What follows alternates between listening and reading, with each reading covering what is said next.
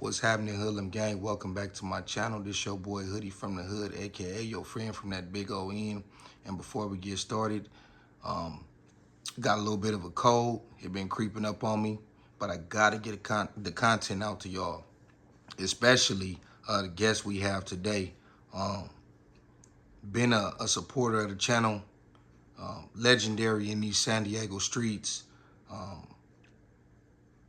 We finally made it happen, and I'm gonna let him introduce himself, and we'll go from there. Go and tell the Hoodlum Gang and the rest of the YouTube who you are. This is Lil C.S, East Dago Mob 40s.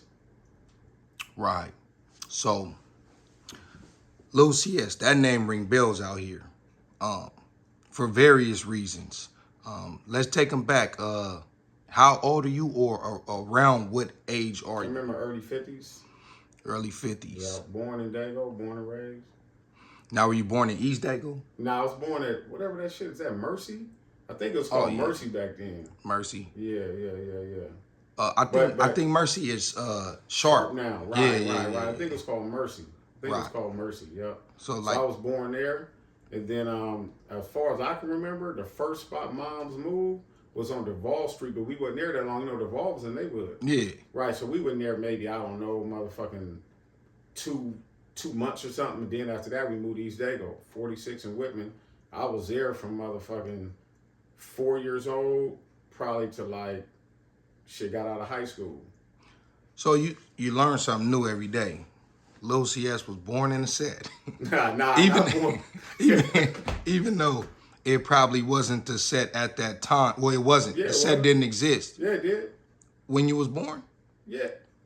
When I was up on Duval, wait, was it? I'm not sure. I don't think the set. It might have been like 73, 74 or something. Okay, so it could have been. The Hood came out in 74. Like the end of 74, I think. Yeah, so yeah, it was a little, probably been before that. Yeah. All right. So. But we was only there for a couple months though. Motherfucker broke in the house.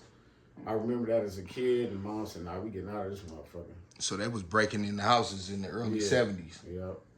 So how many siblings you got? My brother, Big CS. That's it. Now, also another disclaimer. We was trying to do this conversation somewhere else. Right, at the little park in the little neighborhood. Right, and the wind is going crazy outside right now, and a lot of y'all was complaining about when I had the conversation with the homie Baby Stick. So I had to improvise, you know what I mean? But we will be taking y'all back there in the future just to let y'all know the significance of that park, and he'll elaborate a little later on in this here video we doing. So anyways, what school did you attend? Euclid Elementary.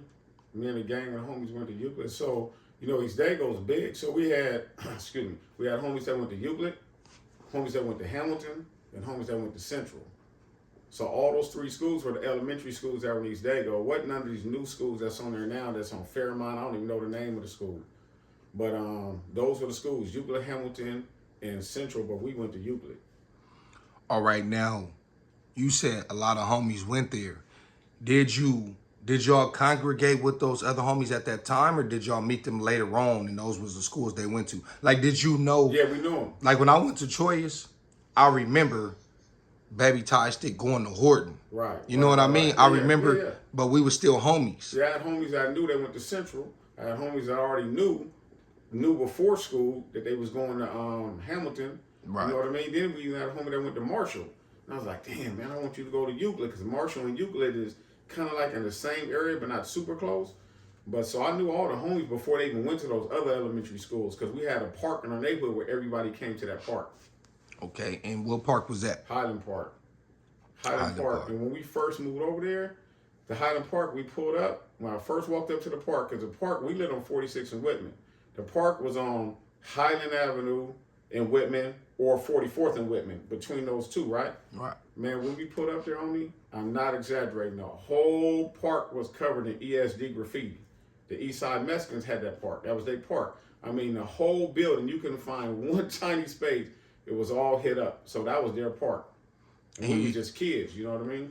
And you said it was a smaller park. And in It that was a smaller school, park. that school, Rosa Parks wasn't there. Nah, none of that shit was there. Those was houses. That shit came like shit, man. That shit came maybe in early 2000 or 90s or something. Right. Yeah, none of that shit was there. So, did you attend Wilson or Horseman? Wilson. We had some homies that went to Horseman. We had homies that went to Horseman and homies that went to Wilson. So, how was it at Wilson at that time? And what around, was that like the early 80s? Early 80s. 80, 81, 82, 83, 84, all in that range. Yeah, because Wilson back then was called Wilson Junior High School. And it was 7th, 8th, and 9th. You know what I mean? Right. So at that time, a lot of the homies went to Wilson because there wasn't no other middle school besides Horseman. So you had to live way down here to go to Horseman. So we lived on 46th, 44th. We had to walk all the way to Wilson. That's a nice little walk. That's a mission. We used to do that every day. Every day we should walk to that motherfucker. So we went to Wilson. If Clark had existed, you would have went to Clark. Yeah, exactly. And I'm guessing where Clark is at, those were houses too. All that. Or apartments, one or the other. Right. So, you know, that's when, to start off the PBI shit, that's where it kind of kicked off at Wilson. Okay, now explain to people what PBI is and who was the original members of that. Now, PBI was called Playboys Incorporated, right? So PBI started, that really what started our set. It just changed East Dago Mob later. But PBI started around 79, 80. So the big homie EC, Big Boo, TG, Hen Dog, I remember them as the nucleus. Now you gotta remember I was a kid then, so I don't know the 100% detail. Right. But EC's younger brother John was my best friend, so I would overhear the conversation. And I remember him telling his younger brother Michael Favre, hey man, don't be going around saying that Playboy shit, because EC, that's EC shit. You know what I mean? Because EC and them dad lived in LA, and I believe his dad lived in Playboy Gangster neighborhood. Got it. So I think that's where the Playboy shit came from, but we was PBI, not PBG. Right, You know what I mean? So I think it came from there. So then, next thing I know, I remember him telling his little brother that, but me and Michael Favre went to Wilson together. They started pushing a hard line on that PBI shit in like, I would say 80, 79, probably 79, 80, right? Probably 11 or 12. So from then it just blossomed. Everybody, even EC, Big Hen, everybody was PBI then. Everybody was PBI. All right, now, what was going on with PBI? What was they doing? It was just kids? Was they breakdancing? Was they trying to hustle? What was they doing? I know they were in middle school, but what were they doing? It was kind of like banging. Because then, though, what's crazy, we got into it with, at Wilson, they had like, it was more racial. So it was PBI against the Asians. You know what I mean? And then we ended up getting cool later, but Eastside and PBI were the biggest rivals. Okay. Eastside and PBI was the biggest rivals. rivals. I heard that. But later, we got cool. You know what I mean? Because in the origination of PBI, it was some Mexicans in PBI. Right. But they was Mexicans, and they was saying cuz, though. But they was still Mexicans. Right. You know what I mean? So eventually that kind of died down. But so PBI might have lasted probably from 79 to probably 85. Probably 79 to 85, then they changed East Dago Mob. But everybody at that time was on that Playboy shit, right? So Emerald Hill was called Original Bunny Boys. For a period, 5'9" was called Gangster Player.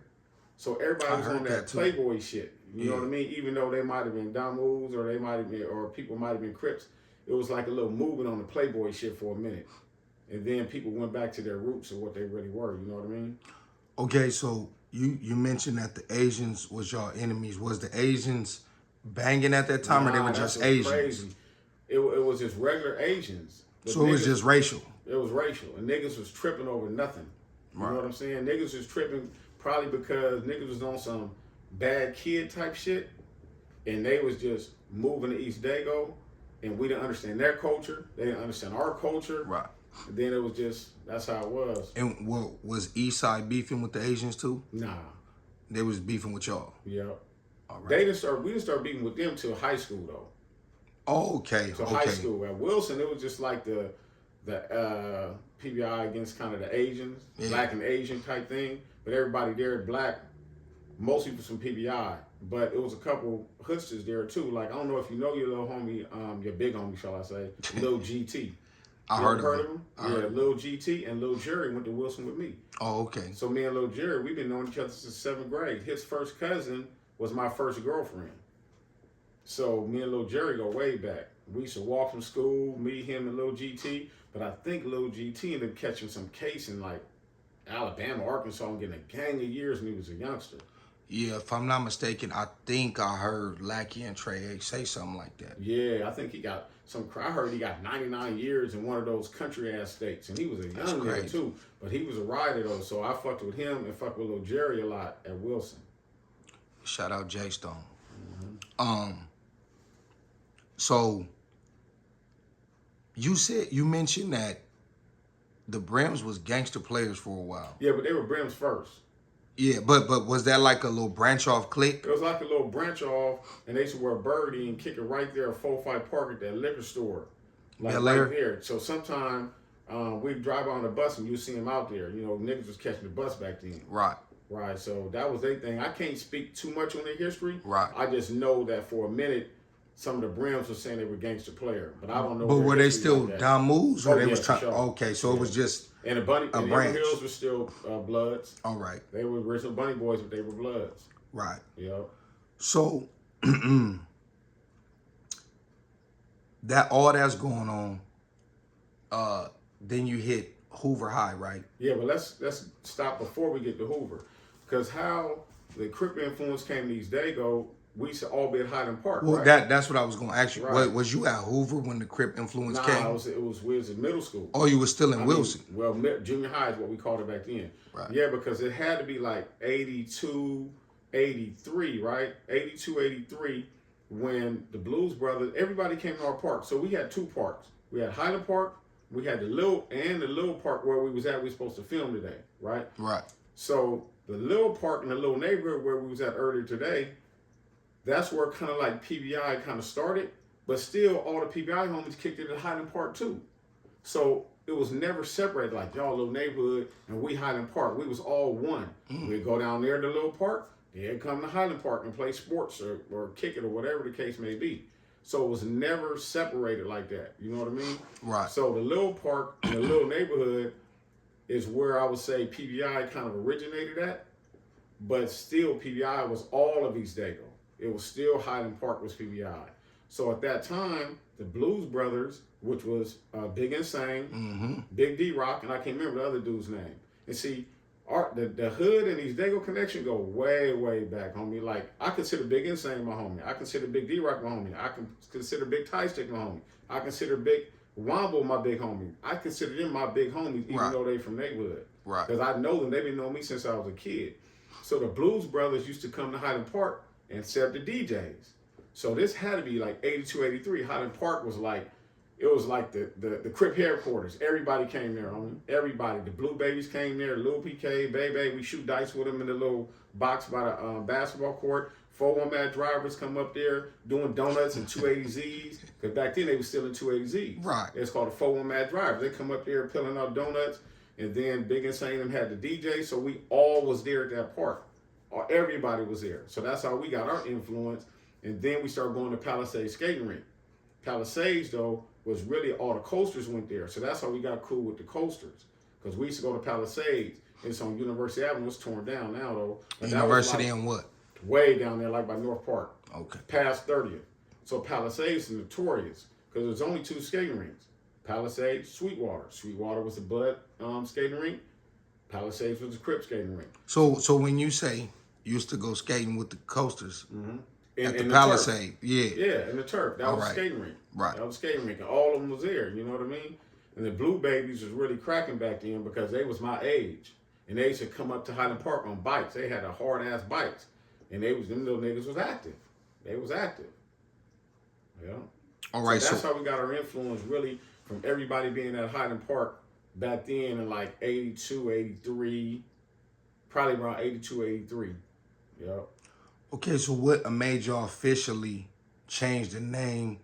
Who was responsible for the name change, and what year was that? You said 85, right? It had to be 85, right? And I think it wasn't we didn't have no meeting like, yeah, let's change the name. like PBI kind of died down. Niggas that got locked up, niggas was all over the place. You know what I'm saying? So then when the dope game started hitting 85, 84, 85, we started having money. And we was like, fuck it, we gonna be East Dago Mob. Cause it was all kind of tags in East Dago. Niggas was hitting up like the little homie Terrell, he would put East Dago Crips. Or he would put East Dago Boys. It was never nothing official. Then we said, okay, we're gonna be East Dago Mob. And some people try to say I started it, but I don't. I just remember back then, we was buying baseball hats that didn't have nothing to do with the team. So I had a Raider hat, but I wasn't no Raider fan. Right. You know what I mean? We just bought black hats that had whatever the Raiders on there, and I put ED Mob on it. And then from then on, it seemed like everybody started picking up on it. So I ain't gonna say I started it, but I was the first one with it on the hat. You popularized it. Right. And then Baby Ant's brother Bully was there from day one. He was a PBI from day one. He was Dago Mob from day one. Bully was there from the jump. You know? All right, so now 85, you at Hoover High. Mm-hmm. What's going on at Hoover High? Where I know where it's located, but explain where that's located and the significance of that school to y'all turf and just the general area. Yeah, that's located on Elkhorn Boulevard between 44th and I don't know what that other street is, maybe Highland or Van Dyke or Shimon or something. I think it is Highland. Yeah, it's one of them. It's right there, and that's where all the homies went to. You know what I mean? Even before, like my brother, he went there. Big C.S, he was a sports star there, right? So he went there and like he graduated in '82, but he was like a sports star. I mean, I'm talking about he averaged 27 points, wasn't no 3-point line. He was supposed to get drafted in baseball. He batted .525, played against David Wells, Mark McLemore, all these dudes. So everybody kind of looked up to my brother. When he didn't make it to the pros, that's when everybody like, oh man, if he didn't make it, if Big CS didn't make it, Charlie Steele didn't make it, how the fuck we gonna make it? Right. So niggas start like going the street route more and more and more and more and more. You know what I mean? Just more and more start going the street route. So all the homies went to Hoover. So what about Crawford? No, what is crazy? Maybe one or two. I think Big EC went there. Big Boo went to Hoover though, but Big EC went there. So maybe a couple homies, but the nucleus was at Hoover. Hen, Bully, me. I mean, everybody went there, right? And at that time, Hoover was hot. Hoover was hot. So all the homies was up there. The Eastsiders were there. My one of my friends, Charles Graham, he was never a banger. That's why I call him a friend, right? He got stabbed by a Mexican dude there. When we got into it, the East Sides, like it was drama at Hoover at that time. It was super drama. So y'all low key had, I wouldn't say racial because it wasn't really racial. Was it gang? I think what it was is that East Dago was a Mexican neighborhood before all the blacks started moving in. Like I said, when we first moved over there, the whole building was hit up with East Side writing. So all the Mexicans used to be up there. I used to look up to them. Big Top Cat, all the Meduenos. Meduenos is a big family on the east side that's known in the east side, right? They used to be up there smoking water, sniffing glue. When I'm like 12 years old, I'm like, damn, man, this dude laid out. He's sniffing glue. So I think what it was is that the blacks started moving over there, and it was kind of like territorial. Right. You know what I mean? Right. I think it was territorial. That's what it was. But after that, man, we got so cool with them. But prior to that, it was like, let's say we played the Sunshine Little League, right? So we would have to walk down Fairmont. We would walk all the way from East Dago, walk down Fairmont, go down the hill to come up to Sunshine Little League. We know when we got over there by Hamilton, we had to watch out for the Eastsiders. So we used to be like, damn, man, we got to walk to the thing. Hope we don't see no East, because we was kids. You know what I mean? And they had already been established. They had OGs. We used to be up at the park. I remember Logan Heights coming by one time shooting at the East Side Mexicans. Like, we was kids seeing this shit. You know what I mean? We was kids seeing it. So at Hoover, the dope game was starting to crack. Right before the crack came, it was weed, right? So what they did one time, they had an undercover agent. They was doing this big back then. They had an undercover agent at Hoover, Patrick Henry. They were played as students, but they was buying drugs from the kids that went there. You know what I mean? It was a white girl, and she sat right in front of me in woodshop class. So they ended up like arresting 56 of the homies. That's crazy. They had Bull, Baby Ant's brother Bully. He was on the news in handcuffs. They had homies that didn't go to school that graduated but had the weed sack, they was gaffled. So at that time, a lot of the homies from PBI, they got gaffled on that and they got kicked out of school, of course. You know what I mean? So that minimized like the little presence of us at the school for a minute. Right. But you know though, I mean you see my IG, I got all this shit documented. I got pictures when I was at Hoover with a Gucci shirt in 85, 86. With a Gucci t-shirt. Right. 85, 86. You know what I mean? And then you got pictures where I was throwing up the foe way back then. Right. This 85, 86. Blue Golf had all that shit. But yeah, that's the nucleus was Hoover. All right. And what clique of Eastside was there at that time? Because you know they got a lot of cliques. Yeah, it wasn't clique like that. It was all Eastside. Oh, it was all Eastside? Yeah, but they kicked it at the dead end. And the dead end was maybe, I think it was Highland Avenue, but all the way, that's why they called it dead end, because it was a dead end. Right. They kicked it there, and they kicked it by Azalea Park. Okay. Yeah, so it wasn't clique like, it wasn't a little cliquey. It was all Eastside. I mean, it's still all Eastside, but yeah, there wasn't no clique. Like that. That's a clique. Dead End Loco. Right. Yeah, exactly. I know, because one of the essays from then, he remembered me from back then. They got the Dead End Car Club, and he's my I age. just seen that.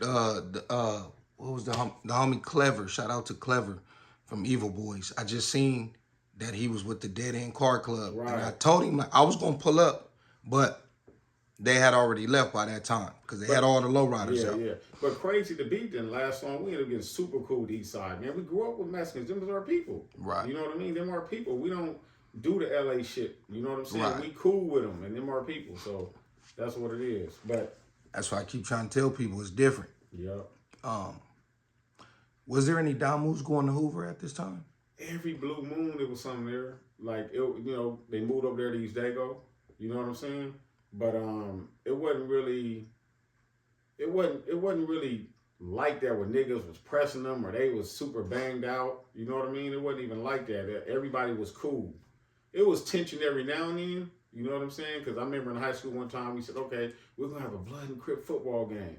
So it was me, Gizmo. Gizmo was my homie Fat Steve's brother, and Gizmo's from the coast. But when Lil Man them from 1180 East Coast came down here to Dago, which we gonna get to, right? He started kicking it with them, but he's from the coast, so it was me, Giz, and there was some other dudes on the blood side that actually went to Hoover. Oh, Lil Man was kicking it with West Coast? Nah, Gizmo was kicking it with them. Lil Man wasn't kicking it with West Coast. Oh, okay. They was their own shit. Oh, okay. But at Hoover though, it was known for a Crip school. You know what I'm saying? We had sayings that were disrespectful to the other side, that, Hoover Groover, we had shit that said like disrespectful stuff, but that was where we was from. You know what I'm saying? And that's what it was. But in high school, that's when the dope game hit. That's when it hit, the crack era. Right. So when do you remember crack hit? Because crack hit East Dago hard. Hard, homie. I tell you, we used to have football games every Thanksgiving called a turkey bowl. It was the PBI older guys versus the PBI young bucks. So it'd be Big EC, Big Boo, my homie Ken, all them against me, Michael Favre, June. It was every Thanksgiving we had a turkey bowl. It was like the little homies versus the young homies. And back then was the first time I saw Rocks. The homie EC, whose dad lived in LA, this had to be 84. Yeah, it had to be 84. He said, look, man, look at these rocks. This right here is like $100. It was 5 rocks. I'm like, what? But at the time, I don't know, maybe I'm 13, 14, I don't know. I'm like, man, what the fuck is that? I got this shit from LA. So in 84 was the first time I seen it. That's when it kind of hit. And back then too, PBI used to play the hood in football. We used to play him at Gompers Park, but I was too young to play. All the older homies played against him. You know what I mean? So we played them in football. Yeah. But that's when it hit, about 84. About 84. Okay, so when did you notice that those 5 rocks that you seen was a necessity for a lot of people? That was something that you can capitalize off of. So I would say I should shoot dice a lot, right? Back then, right? So we was on, like, East Dago had all kind of streets that was known for dope. Like we had Altadena, we had Winona, we had Fofo, we had all these streets. So we had some of the homies that was down there on Altadena. It was the homie Lookout. Lookout grew up with us, but he's from Foley's neighborhood though, right? So Lookout was down there shooting dice, and he had the sack. And that spot was rolling. I'm like, man, why are these motherfuckers coming? I thought he was still selling weed. Nah, they coming for this right here. And we were shooting dice, and he had the biggest knot. So I was like, man, look. That was his name, Look, right? I said, homie, let me work for you. I was like, 14, let me work for you. It never happened, but I said, man, let me work for you, man. I want to sell rocks too. You know what I'm saying? So that was probably the first time, probably like 84, 85. Right. But we all kicked it on 44th, right? In these apartments where some of the homies live, which is my homie Craig, one of my best friends at the time, probably wasn't the best friend at the time.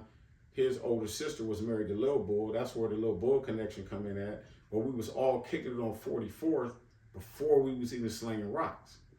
So then the weed game started popping. So my brother started slinging weed because it was kind of, you know, he didn't make it in pro. So we was like, fuck this. He had his first lowrider then too. So we was like, fuck it. He started selling weed. So then I finally ended up getting the sack. I don't even know how I got the sack. I think I won some money shooting dice. And then me and the homie, Patrick Hurd, you know Patrick Hurd that just got killed? He's from Foley's or Ghost Town. He just got killed in Oklahoma. He got stabbed. Yeah, but anyway, me and him, he said, man, I know Rachel, right? Rachel was the Dago Queen Pin. It was Rob Dog's sister. And that's why sometimes when I hear the stories, like on your channel, you know, everybody got their own story. But what I'm going to do, I'm going to not just glorify our story, I'm going to tell you who was really doing it no matter where they was from. The Dago story. The Dago story, you know what I mean? Right. So I'm going to give credit to whoever was cracking at the time. So Rob Dog, you can't mention the dope game in Dago without mentioning Rob Dog. He's not from Dago, he's originally from Long Beach, but Rob Dog had the biggest sack. I heard his name before. Right. He caused the most terror when it came to the street shit. And his sister was Rachel, but Rachel grew up in Skyline. So Rachel was the queen pin. So Patrick Hurd took me and we went half on a half ounce or whatever. We came back to 4-4, ran it up and never looked back. You know what I mean? And then the homie Bullock too, one time we, cause Bullock and Baby Ann's grandmother lived in the Brims. So they knew 6'6" Wayne. So one time Bullock said, man, I got another hookup. He got half ounce for $7.50. Let's go half on it. So we go over to the basement. He back there in the 6'6", you know, with stocking cap on. Sold us a half ounce. Off $7.50 on a half ounce, we might have made 2 racks off a half ounce. You know what I mean? Then it was up after that. It was up, and I was going to Hoover. You know what I mean? The Gucci shirt. I was going with the Auto Trader. Only motherfucker bought a lac. It was on after that. But we was all on 4-4 though. Now, where was places that people would go to and get cars back then? Because I remember Lackey mentioned a spot somewhere on Oklahoma Boulevard. Did you go there, or you had another spot? Well, it depends on what area you're talking about, right? So if we still talking like 85 when I was still in high school, 84 and all that, we were just buying cars out the Auto Trader. It wasn't a gang of car lots. You know what I mean? So I remember when I bought my lac, we had to go to Santee, me and my brother. We put up in the gas station. They saying, get out of here, and using the N-word and all that shit, right? Clan T. Right, exactly. So we bought the lac. We get back to 4-4, all the homies out there, right? And so me and my brother come back, and he said, you know how to drive? I said, yeah, I know how to drive. So we lived on 46. So 46 is not technically 2 blocks. It goes 44th Highland, 45th Shimon. 46. Right, yeah. right. So we get to 46. He said, yeah, I can drive. I get in the car, damn near crash. I don't know how to drive. I bought a car, didn't even know how to drive yet. Luckily, I made it home. Mom's like, where'd you get that car? I had to tell her I wanted shooting dice. You know what I mean? I couldn't tell her I had the sack. Right. But she knew I shot dice, though. You know what I mean? So that's on 4-4, we was all deep right there. All the homies was right there on 44th. That was the original 44th. And the white apartments right there where all the homies lived at, and we was across the street. Me, Bullock, Baby Ann. And you said that's 44th and what? 44th and Whitman, between 44th and Whitman and 44th and University. Right. That's the original 4-4. But that whole block is torn down now. Right. Now it's a shopping center. Shopping center. Exactly. It was. And the police station wasn't there either. They brought the police station because, you know, we was right there. It was too hectic. Right. Yeah. Right. Pretty much they did all that to shut y'all down. Yeah. Yeah, that was an Albertsons. Now it's like a El Super, a Mexican grocery store. You got the Starbucks. Right. GameStop, Wingstop, all that right there. Right there. Those were houses. And then they got the school now. Yep. So what was the police station? What was across the street right It was there? a food basket. Wait, Okay. it was a food basket? Safeway. Safeway. See, it was a Safeway by the Jack in the Box. They used to be there in Federal University. Then it was a food basket. So I get them confused. I'm pretty sure the one with the police station was a Safeway, and down the street was food basket.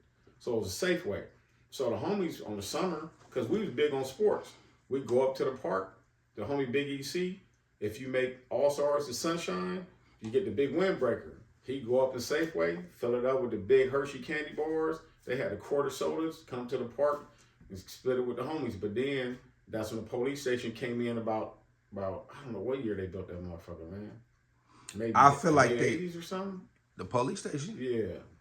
I don't know when they built it. I don't know if they built it when I was gone. I think they did. I feel like they built that like in the late 90s. Nah, wasn't they? It was way before that. Oh yeah? Because I got out late 90s. Oh, okay. Yeah, And it was then, way before that. It was way right. before that. But yeah, so 4-4 is where we all were at. And at that time, that's when the LA things started cracking off with the crackers. Boom, that was my next question. Right, exactly. When do you remember starting to see Crips from LA coming into San Diego, particularly your area, your neighborhood? 85. 85. And who was the first Crips you ran into? It probably was Lil Man there from 1180 East Coast. They probably was the first. But then there was some other LA dudes used to ride down 4-4. They had Elcos, Lax, but they'd ride down, but they wouldn't stop or nothing. So we'd see their cars and shit like that. But I don't know if they was 1180 East Coast. They might have just been some independent ones came down. But at that time, Lil Man was the most popular and most cracking. And they was from 1180 East Coast. He had a gang of his homies down here. They kind of terrorized Dago. They had spots everywhere. Like, he had the sack. You know what I mean? So he was doing his thing. Now, did y'all become cool with them or was it tension? It wasn't really tension because they was moving so much. We never ran across each other. You know what I'm saying? They was all over Dago. They was in Emerald Hills. They was everywhere. You know what I mean? They was setting up shop everywhere. So Right. the homie Gizmo, They said they like was I in the said, hood too. Yeah, the homie Gizmo used to run with him. You know what I mean? So we used to be down at the little neighborhood because Gizmo's brother Festive, they lived in a little neighborhood on 38th. So Gizmo pull up with a few of them. So we'd say, what's up? It was never no tension though. Because matter of fact, the homie Big Boo ended up being in the feds with Lil Man and they was like this. But Lil Man, when he got out, he got killed in LA. But Lil Man was the one, like, and back then you gotta think, you know how the rap game is now, right? All the rappers are the most popular niggas. Back then it was all the dope boys. Right. So my name was like super ringing. You know what I mean? Lil Man's name was super ringing. And not what it only was a ringing, it was ringing amongst the females. So you're like, oh, this girl fuck with Lil Man. Right. Oh, this girl fuck with such and such. So the names was ringing, and then when niggas hear your name from females, it automatically kicks off animosity sometimes. You know what I mean? So they was doing their thing out here though. They was doing their thing, but they was all over this place though. So Lackey told a story one time, or it was Trey. They said one time y'all came through the hood in cars back to back. Yeah, he said like 15 cars deep, all fly cars. Yeah. Now you and your homies was known for that. I've seen the pictures. You could show the pictures whenever you feel like it. But what year was that? And what made y'all do that? Y'all just pulled up or y'all was just stunning, just driving? Okay. So you got to think, first of all, East Dago is a lot of apartments, right? So back then, dope spots were in apartments. Mm-hmm. So what you would do, let's say it's an 8-unit or whatever, you'll find a smoker that has their own apartment. You say, man, look, I'm going to give you this dope. Woo, woo, woo. Let me sell out of your apartment. So East Dago, so many apartments, we had so many spots, we was able to make a lot of money versus any area that might be a suburb, not a suburb, but like a lot of houses, a lot of family houses. Like Emerald Hills might have a lot of family houses, right? So they can't turn their parents' house into a dope spot. Right. So being that we had so many apartments, we was able to make a lot of money. And since we started making a lot of money, niggas was in the cars. Like I had my Lack, my brother had all kind of cars, low riders, every motherfucking thing, right? So I would say it started around 86. I had my 2-door coupe. My brother had his 2-door black coupe. A couple other homies had cars, but when 87 kicked in, we was all in motion. And my brother, Big CS, he was the type of dude, he's generous, right? So any homie get out, buy him a car. Hen Dog bought him a lack. Bought Elliot Ness a lack. He bought Lil Bull. Lil Bull had a coupe. He bought Lil Bull to Dayton's and Vols, which was about 4,000. He bought the homie Bullock a car. Like, he didn't want to see no homies going without. Now you said you knew Lil Bull as a kid.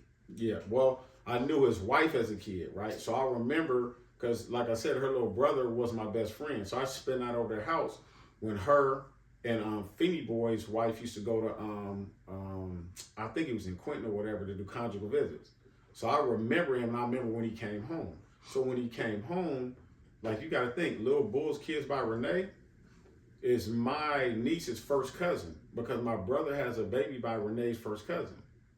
So everybody's kind of tied in. You know what I mean? Like, then their other cousin.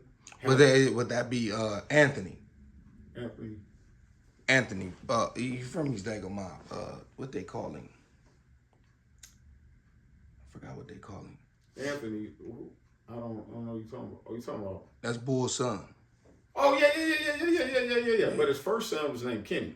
Yeah. Little Kenny's his first son. Yeah, I know. Them was like my nephews. Right. You know what I mean? Because I know their mom. I've been knowing their mom, and I know their dad, and all I know. Yeah, them was my people. Anthony. Yeah, that's a little homie. Yeah. Yeah. Okay, so you said that there was a spot where y'all used to get y'all cars painted. Right. Now, as far as the cars go, right, let's bring it back to the cars. Like I was saying, I had the coupe. My brother, like, what's crazy is that you can't mention lowriding in Dago without mentioning my brother. He had 7 lowriders over a time period. Like, his first one was the Colors, then he had a 6.6, then he had the 2-door coupe, then he had a hard-ass 6 tray that I got pictures of on Instagram, but I don't got no physical pictures. Then he had the 6.5 rag that was hard. Then he had the 2-door Brougham. Then he had, that got burnt in the shop, which I'll tell the story in a minute. Then he got another 2-door Brougham. So you can't mention low riding in Dago without mentioning my brother. Anybody do that, they just don't want to get the credit where his credit is due, right? So at that time, like 87, we was big on caravanning. So it might have been 6 homies that had coupes.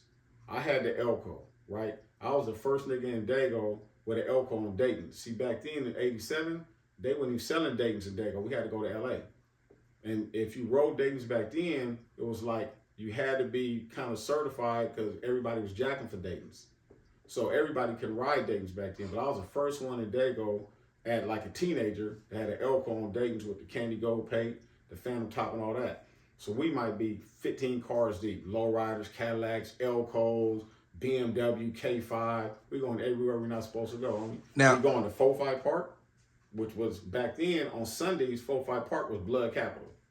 You know what I mean? That's where everybody went. We used to drive through that motherfucker. You know, niggas would hit us up. We went to the beach, South Mission was blood capital. Mm-hmm. We went to the Jack. The Jack was Euclid and Federal. The Jack was like our Crenshaw.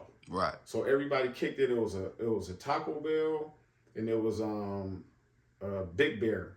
It was a store called, not Big Bear, whatever it was. It's on the corner of Euclid and Federal. It was a grocery store. Right. It's AutoZone now, right? Yeah, but the auto across the street was that. AutoZone used to be across the street, which is now Domino's by Par Liquor. Right, exactly. That area. So that lot, and then the lot over here, everybody kicked it, and you come down Federal in the lowrider, the Elko. So that's where you went to show your car. So we would go everywhere, 15, 16 cars deep, everywhere in all those cars. So you got to think at the time, we in East Dago, right? So you got to think in the mid 80s, early 80s, like people from Southeast didn't even really know of us unless we played the Sunshine Little League with them because we didn't have no cars. So all we knew was the East Siders. They didn't know us. So about time we had cars and started to venture out, they're like, who these niggas? Who these niggas? And y'all was coming through stunning. Clowning. We was coming through clowning. Like, now, if you want to be honest about that era, homie, and what I'm saying, ain't nobody can deny it because I was in the mix. I was right there in the mix. So anything I'm telling you is 100% truth. And I ain't going to sugarcoat our side, and I ain't going to downplay nobody else's side. But from like, I would say 85 to 88, early 89 when we got indicted, where nobody had more money than us. Only people close was Sindel Mob Lincoln Park. Right. With Schoolyard in them. Like they was doing their thing. But other than that, it was us two. It was us two neck and neck. You know what I mean? And that's what I always heard. You could probably throw in West Coast, but y'all two was like the... But see, what you got to think about the Coast, That might have happened after we left. Because I'm going to tell you, from probably 87 to 88, the Colts got their work from my brother. You know what I mean? He would go over there with Craig Mack. Mullins, everybody got work from my brother over there. So, and that's another thing about the LA dudes, too. A lot of those LA dudes that might have been in the comments, they don't know if they was in East Dago, they was most buying work from my brother. The only person from LA that came down there that had a big sack was Lil Man. Everybody else was like kind of low-level bangers. They didn't have no big sack. They was going to my brother. Now, you mentioned that you said people, you had to be a somebody because people was jacking for Dayton's. Yep. Now, was this menace to society style jacking, pulling up on you, gunpoint? Yep. Give me your okay. Yep.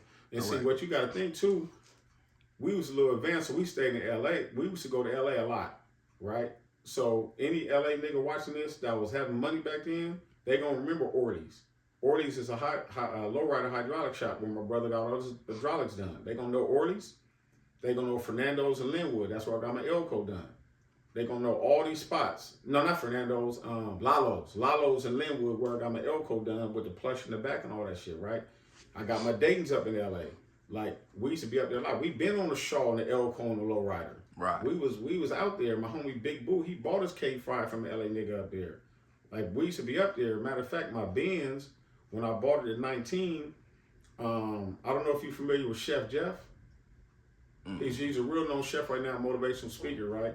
But Chef Jeff used to be in Skyline. We thought Jeff was from Skyline. We used to call him Skyline Jeff, right? But that's how the Skyline niggas would come through. He had the big sack. So they would come through deep to the beach, candy apple red, everything. Like low riders, all that shit, right? So we always thought Jeff was a blood. Right. But he wasn't though. But you know how we got plugged with Jeff? Bull. Lil Bull. Lil Bull was in the pen with the LA Crip and he said, hey man, Jeff is my people. Right? So he was like, oh, Jeff is your people? We thought he was from Skyline. And then Lil Bull introduced Jeff to my brother. Then my brother introduced me to Jeff. So Jeff had the big sack. So we started working with Jeff. We started getting work from Jeff. So I'm bringing up this all to say is that when I bought my Benz in LA, me, Jeff, and my homie June rode up there in this Grand Wagoneer. They had a shop up there all the LA niggas went to called AMS. It was on La Cienega. They had all the cars already fixed up. All the cars, Benzes, Rag 500 SELs, 5.0s, everything up there. And they was hooking you up. So I go up there to get my 190. It was like 20-some thousand. But they know that make the paperwork where I made 2 payments, 1 of 7, 1 of 4, because any transaction over 10, they had to report. And everybody's coming up there with cash. And he had pictures of Mike Tyson on the wall. There's some like Middle Eastern type cats. They had, everybody from LA went up there to buy their cars on La Cienega because that's where I got my shit at. So yeah, so they definitely know, you know what you're talking about right now. If I talk about Orly's, if I talk about Lalo's, I got my Blue Phantom done at Fernando's. I think that's East Coast hood. We used to be on the Shaw. AMS on La Cienega. If anybody was doing something back then, they know those spots on me. They know those spots. They know them. They know those spots all day. And then my homie June, he was the first one in Dago to have a 5.0 rad. He was the first one. He bought it at AMS. When he brought that motherfucker down, we had a spot on 42nd in Elkhorn Boulevard. Man, what the fuck is that? Because it looked aerodynamic. It was the first year they changed the body style. Right. He was the first nigga in 5.0 on Dayton. So we should be in this 5.0 clowning. You know what I mean? So you said there was a spot where y'all would get y'all cars painted and something happened. Well, you told me this. Something happened to one of your brother's cars. Right. So this was like towards the end, right before we got indicted. So my brother, like I said, he had all those lowriders, right? So back then, Chevys was actually cheaper to low ride. Right. But now Chevys are expensive. That's why you see a lot of people riding, cutting out Lincoln Continental. So when I say cutting out means you put hydraulics in it. Right. So that's the slang, like, yeah, that nigga, he cut that cutlass. So that means he put hydraulics in it, right? So at that time, he had got to his like 7th, 8th lowrider. So then if you had a 2-door Brougham, so they made 2-door Brougham, Cadillac Broughams. And if you cut that out, you was a baller. So a lot of LA niggas started going to the 2-door Brougham. My brother said, fuck it, I'm getting me a 2-door Brougham. and they had a shop that everybody got their candies done, called Benny's. I don't remember where it was at though. He was a hell of a painter in Dago, right? So my brother put his two Brougham in there, and some Damus burnt the whole shop up in his car. 2 days later, he went and bought another one. You know what I mean? Because we came through clowning, don't we? We came through clowning like all the time on a regular basis. And they clearly knew who car that was. We stayed in shit. Like the thing back then, when high school graduation night, everybody went to South Mission, right? That was the spot. We come through in my Elko, because if you see, I'm gonna show you a picture of the Elko. The motherfucker had like a bar in the back, like it was plush, right? So niggas come through in the Elko. So it was, the whole place was Damus from every set, because back then all the Damus got along. Right. You know what I mean? Yeah. So we come out there, I'm like, might have been 17, 18, I had on a fat Turkish rope. Damus said, let me get that chain. My big homie Boo was like, what? Or it was either Boo or EC, like, what, nigga? Took off on him. We fighting the whole beach. It had to be at least 50 to 100 Damus. I don't know how we made it out, homie. I don't know how we made it out. It's too many of them to get on y'all. Yeah. If it's only a couple of y'all. That's true. But my homie Big Boo had niggas choked out in the Elko in the back. Like, they should think Big Boo was my bodyguard, which is Buciano's dad. Right. You know what I mean? So I've been knowing Lil Boo since he was a baby. You know what I mean? Shout out my nigga Lil Boo. Yeah, we stayed and shit everywhere we went. It don't matter if it was the Jack. It don't matter what it was. Like, we got into a shootout at the bowling alley. In the bowling alley right there where 24 Hour Fitness is. And that's all, I can pull up the article. It was an article in '88, you know what I mean? So some Damus, we was at the water fountain, and we was already into it with these certain Damus. Right. And we was at the water fountain, and one of the Damus said something to my homie, I think it was EC again. He said, why you walking up on me by the water fountain, blood? EC said, what the fuck you say, cuz? Then it was on. Niggas start scrapping, but they got out on us. They put out some straps, like 3 homies got shot. 1 got shot in the face. I go out, my car shot up. You know what I mean? So we went through a lot of those little back and forth things. And, this is YouTube and everybody's going to see it. So I'm smart enough to know that I don't have a problem with saying, I wouldn't even call them losses. Like, sometimes you're going to be lessons. Yeah, you're going to be on the short end or something. You ain't going to come out on top every time. Right. But I ain't going to sit here and brag on our wins, because then you incriminate yourself. I ain't doing all that. And you know what the homie Ice Rock told me? Don't ever trust a nigga who make it seem like he always come out on top. Right. That's crazy that you say that, because I got a picture of Ice Rock right in there. Me, him, Big Wombo, my brother in the Fed. So I got that picture in there too. Oh, we getting there. Yeah, we getting there. But basically, the car situation, like, we just went everywhere super deep. And like I said, if you want to be honest about it, with nobody having as much money as us, except maybe Sendo and Lincoln Park. But then, of course, you had Rob Dogg. You had Larry Daniels, which was a baller. You had Delano, which was a baller. You had, you had all kind of niggas that was having money back then that was from Southeast. Some of them was blood, some of them wasn't. So then indictments start rolling in, right? But the reason why they got Lincoln Park first, because they killed that police officer on Ozark, right, when they was trying to go ride on Rob Dogg and Delano now. Right. And the police just happened to pull up. So they got indicted October 88. Yeah, it's crazy, because somebody had said in my comments, they brought up the Gangland episode. And when he said we was giving it to them a lot more than they wanted to give it to us, all this, whatever he said. And I was like, bro, when the officer got killed, they was going to go ride on some LA Crips, not no Dago Crips.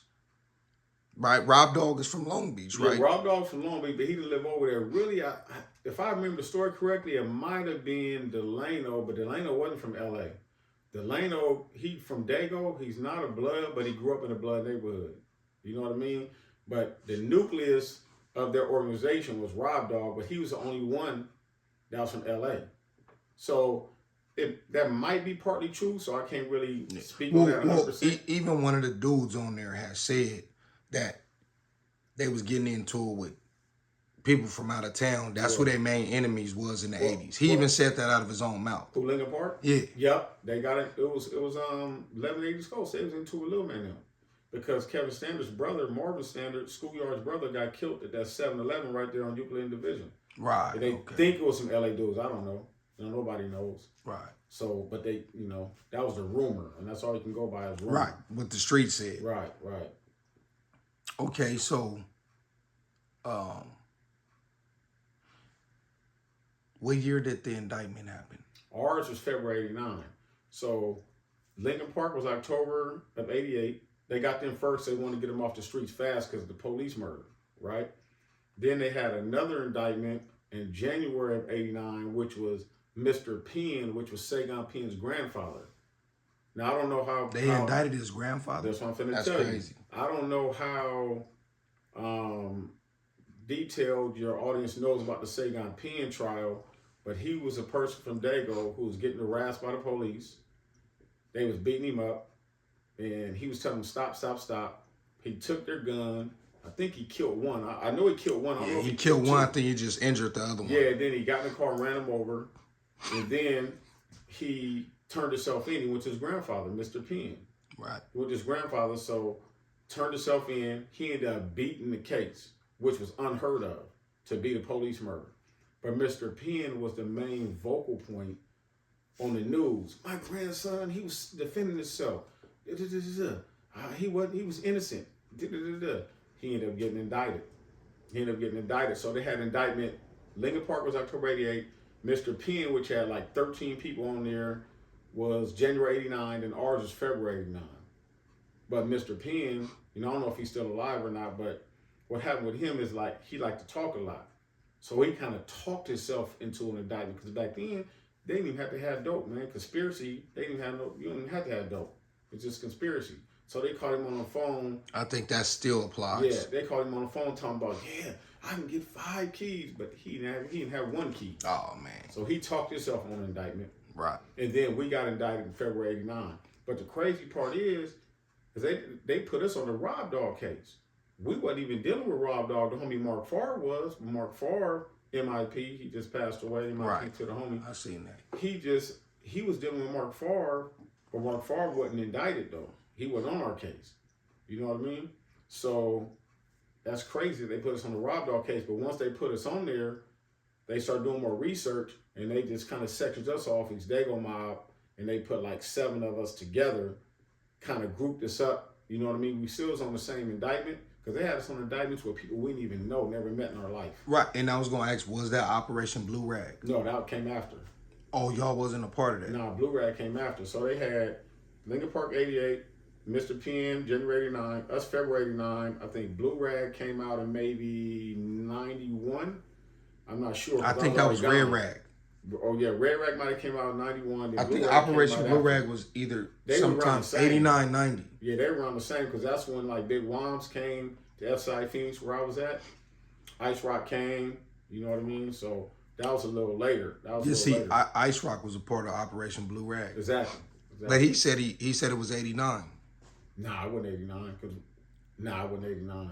Because we was in MCC in '89 from February, because we got indicted February 9th, '89. We was in there because you go to court in the feds for like 7-8 months. I didn't leave and get to FCI Phoenix, which is a federal spot in Phoenix, till October of '89, excuse me. So they didn't get indicted. He just got his years. There's no way it was '89 though. Could have been '90, but it wasn't '89 for sure. It wasn't '89.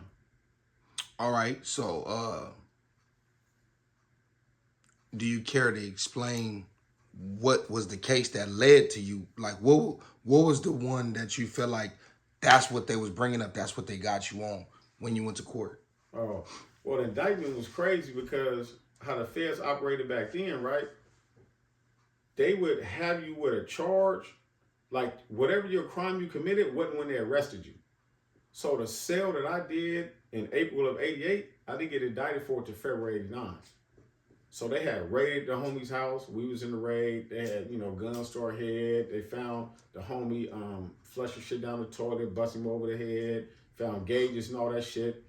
Then the motherfuckers told us, when we say come out, come out. They didn't take us to the county or nothing.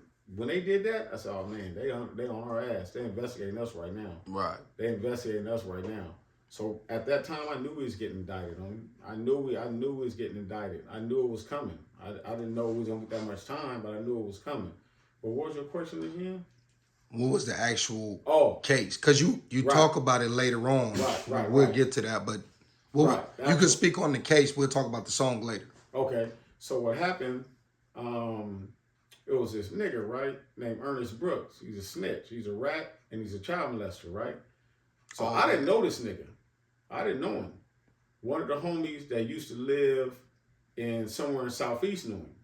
So he came up to the little neighborhood one time to the homie Fat Daddy's house, and the nigga was kind of aggressive, and we was finna get off on him. And then the homie that knew him from Southeast, he's like, nah, he's straight. He's straight. He ain't no police and nothing. I know this nigga, right? That's the same nigga that ended up getting me caught up. So one day, he hit one of the homies, right? And said, hey, I need 2 zones. I need 2 zones. The homie hit me because he was out. He was like, hey, you want to take this? You know what I mean? I said, yeah, I got it. So I said, meet me on Fairmont University at the Jack in the Box. Right. So we got there at the Jack in the Box. This motherfucker pull out, like, because I told him I'd sell them for $500 a piece. So a rat. He pulled out crispy ass $100 bills, and back then you knew if the money was crispy, it probably was police money. That was the tip off. You know what I mean? So I said, well, the homie said this nigga cool.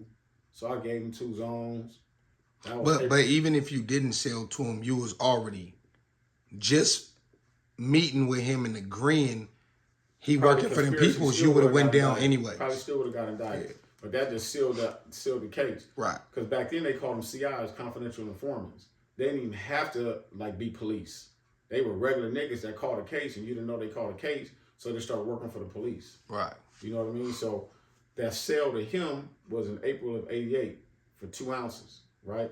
Then when I get indicted, they start bringing up all kind of shit. Like, they start bringing up shit that I don't even want to mention. You know what I mean? That didn't have nothing to do, because not only was we balling, we was banging. We wasn't just balling, we was banging too. Like, we were active. So they brought that indictment in, and then my sale to him, that was my case.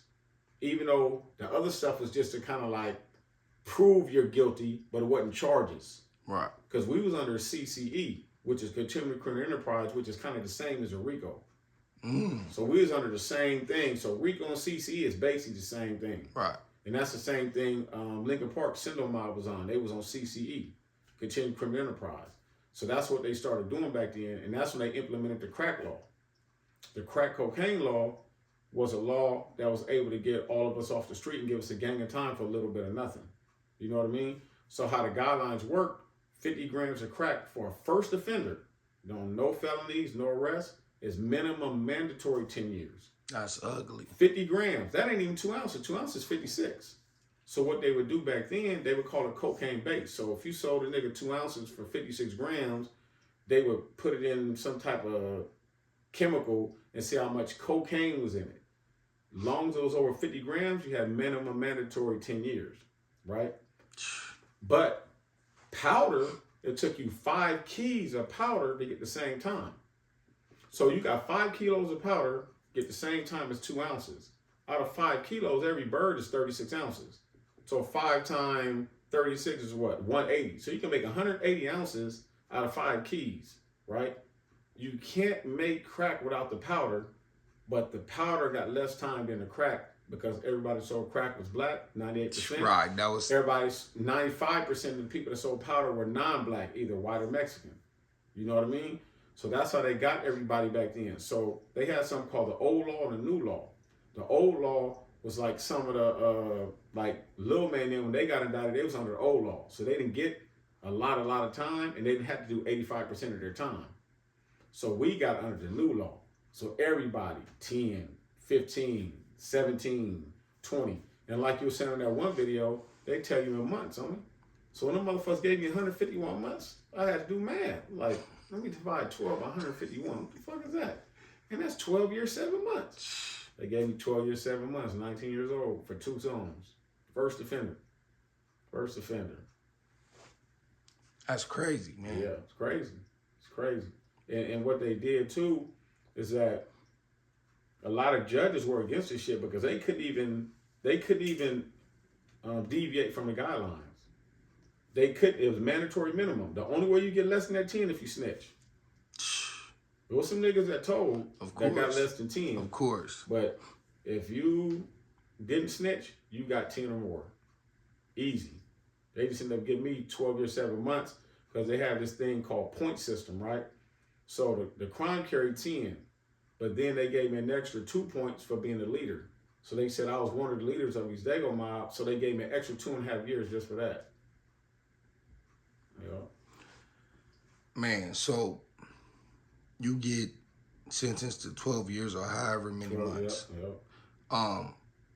What year was that, and what's the first facility you hit? Yeah. I got sentenced August 22nd of 89, because we got indicted February 9th, 89. I got sentenced August 22nd, 89. They shipped me out. I probably got to FCI Phoenix. It's a federal correctional institution. It's like because in the feds they got camps. They got something a little above a camp. Then they got like a low medium, a high medium, then a pen. So they sent me to the high medium, right? So I get down there, 89. I got the picture in here too. First homie that pulled up on me that's there, Big G from the coast. Rest in peace. If you want to show them, you can. Yeah. Oh yeah, let me go back because that's one thing about me, homie. This shit is documented. Like, you can't say I'm lying about nothing. It's impossible. We were there, I was in the mix, and I got documented proof. And you gotta think, wasn't no cell phones back then with cameras. And wasn't no social media. Wasn't no social media, so I don't know how some of the homies had captured these moments. I don't even remember some of these pictures that was took. You know what I mean? So this right here, I don't know if you can see it. This was the Benz right here, and I was 19 right there. That's the Benz. I was 19. This right here was the Elko, the hardest Elko in Dago at the time. First one on Dayton's. I think I was like 18 right then. Who house is that?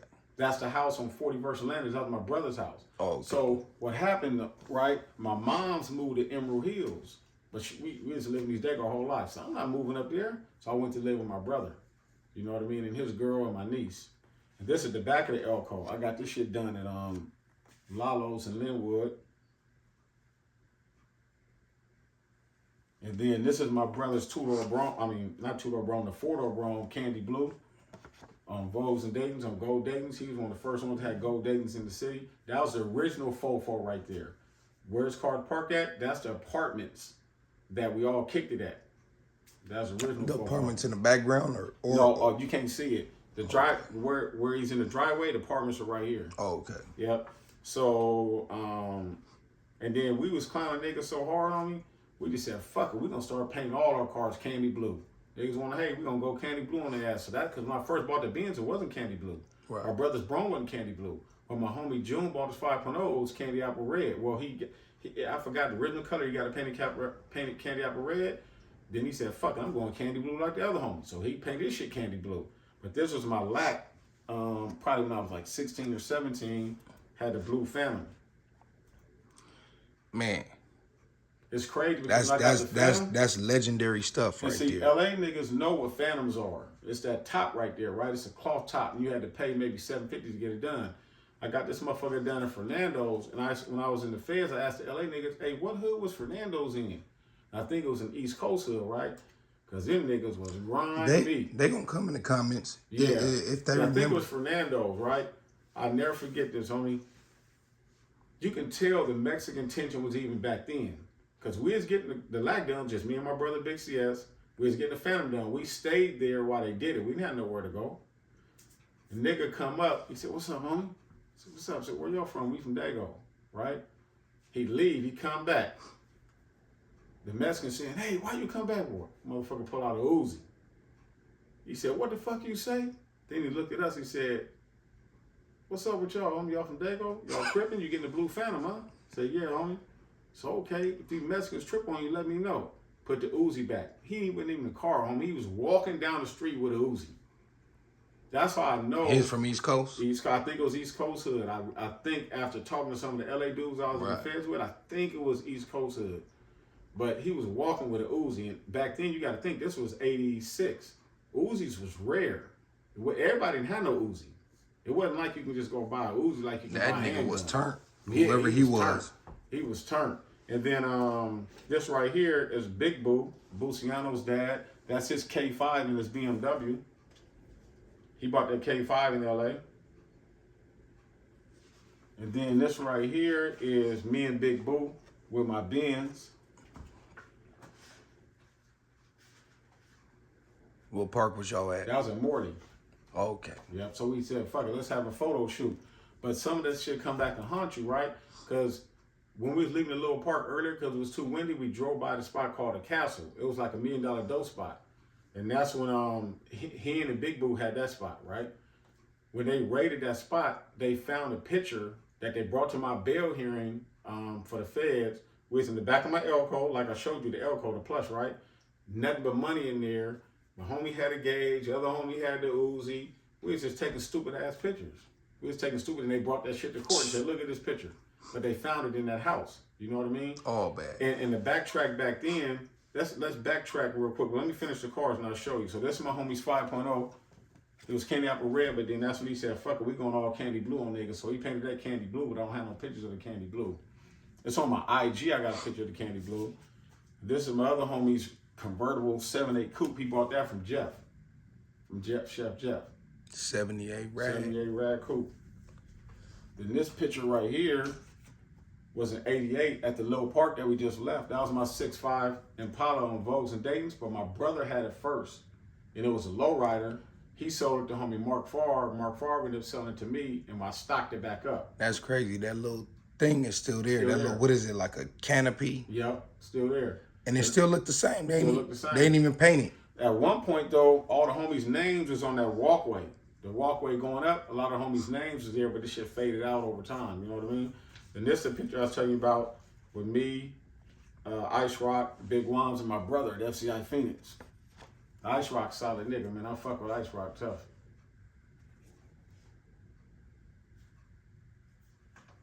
And then this picture right here, wait, this one right here. This is me and Big G from the coast. When I pulled up in Phoenix, he looked out for me. He had some hard ass lowriders too.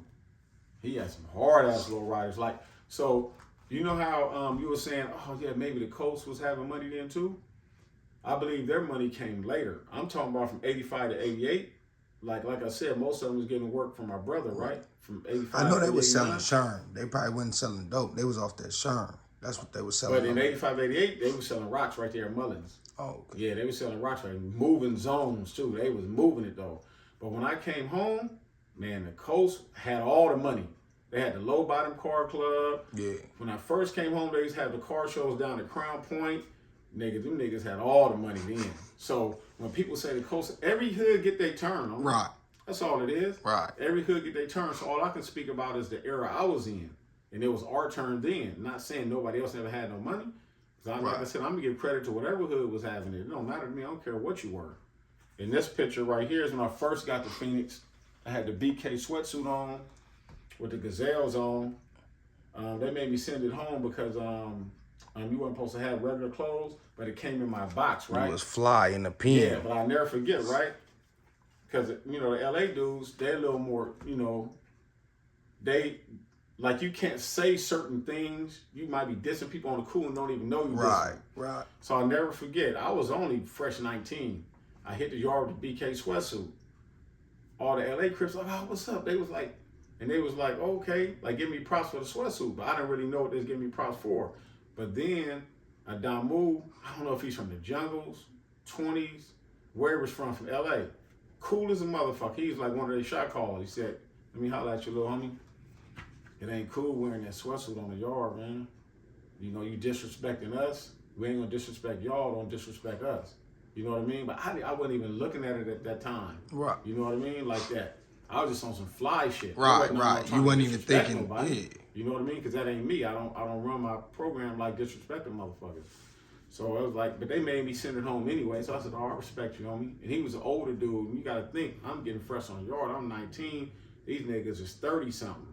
When you 19, 30-year-old niggas look like grown men and you still feel like you're a boy. Right. You know what I mean? Right. That's a huge and gap. This was my Benz too when I first got it. That's before I painted it candy blue. That's when I got it. When I left AMS in LA, that's how it looked. Yep. You said it's about 86, Now that was 87, 88. 88? The card not 88. The year was 88. The year was 88. And this is one of the pics. This was when we was in El Reno, so it's like the Crip card in El Reno. I was in Oklahoma, so it's LA dudes in there, dudes from Oklahoma City, all over. You know what I mean? So, and you know, like on my IG, I got a gang of photos on my IG that I don't have physical copies for. Right. I be you seeing know what them. I'm saying? Like my brother's lowriders. I wish I had some pictures of his shit, because this shit was hard as a motherfucker. You could promote your IG. Tell them to go follow you. Yeah, it's Lil C.S. 61944. Lil C.S. 61944. But yeah. So at one point in East Dago, let's go back to the topic about when the controversy happened, when they were saying, you know, the LA niggas was down to Dago and all that stuff. Let's go back to that to clear that up. Now, one thing I'm gonna say about that is that, like I said earlier, ain't no motherfucking sound line about nothing, because I was there in the mix. You know what I mean? But one thing I ain't gonna do, I ain't gonna put extras on it from my side. So you gotta realize, East Dago is big. When I looked up East Dago population and Compton population and size, the East Dago area is damn near big as the whole city of Compton. So there's no way, and it's a lot of apartments in East Dago. Every street might have 7 or 8 apartment buildings. Right. There's no way. And that could just be like right here, Right in there. between right there and El Cajon. Exactly. That's not even including towards university and all that. That's what I'm saying. It's 1 million apartment buildings in our area. So you got one set trying to control the whole area, but at the same time get money. So you got to choose, like, okay, I'm in for certain shit, but at the same time I'm getting money over here. I can't be trying to go well over here to tell these niggas, hey man, what y'all doing over here? But like I said, a lot of them niggas are getting they sacked from my brother anyway. You know what I mean? So at one point, we had one period where we did have all these Dagos sold up, and that's how we ran it. You know what I'm saying? So Big Bull and Hen Dog had the Little Neighborhood. Mark Favre had the Alley Lokes. Me and my homie June had 44th. Well, you gotta explain where the little neighborhood is, where Alley Lokes, what, like as far as the streets. Yeah, Alley Lokes was, man, where was Alley Lokes at? Alley Lokes was either on Highland, but down some from where we used to be at, or it was on 44th, but all the way down. It's like, it was almost like where the the East Side SA used to be at the dead end. It's right in that area. The Little Neighborhood is an area that we call the Little Neighborhood because it's only one way in, one way out. And once you cross that one street, I can't think of the name of the street right now, but that whole little area is a little neighborhood. So many homies live in that area down there. Right. You know what I mean? So we call that the Little Neighborhood. And, you know, the neighborhood connection goes back because my homie Hen got real tight with Lil T-Roll, right? Which is, I don't know, what is it, Tyrone Ramsey? Because Donnie Ramsey's the originator, right? Right. So his little brother, they got real close. They did time together. So when Hen got out, one of the times Hen got out, Lil T-Roll gave him this 6'8". I think it was a 6'8". My brother knows, but I don't remember exactly what it was. So they got real close. So that hood and East Dago connection always been like that. Like I said, I consider some of them big homies. Right. But yeah, so we had it all sold up at one time. So let's go back. I know we jumping all over the place, but let's go back to the feds because that's where we left off. Right. So when I get there, that's the first spot I touch down. You know what I mean? So I get there and I run into Big G, and then they put me in the cell with this baller dude from Oakland named Big Rudy.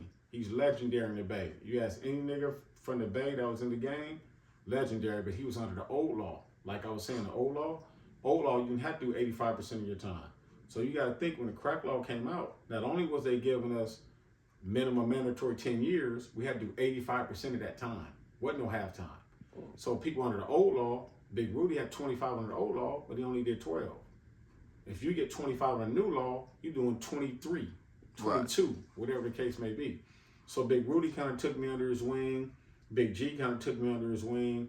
And then I started programming. And then it was, you know, of course, it was a lot of LA dudes. And at that time, I don't know how many niggas from Dago was there.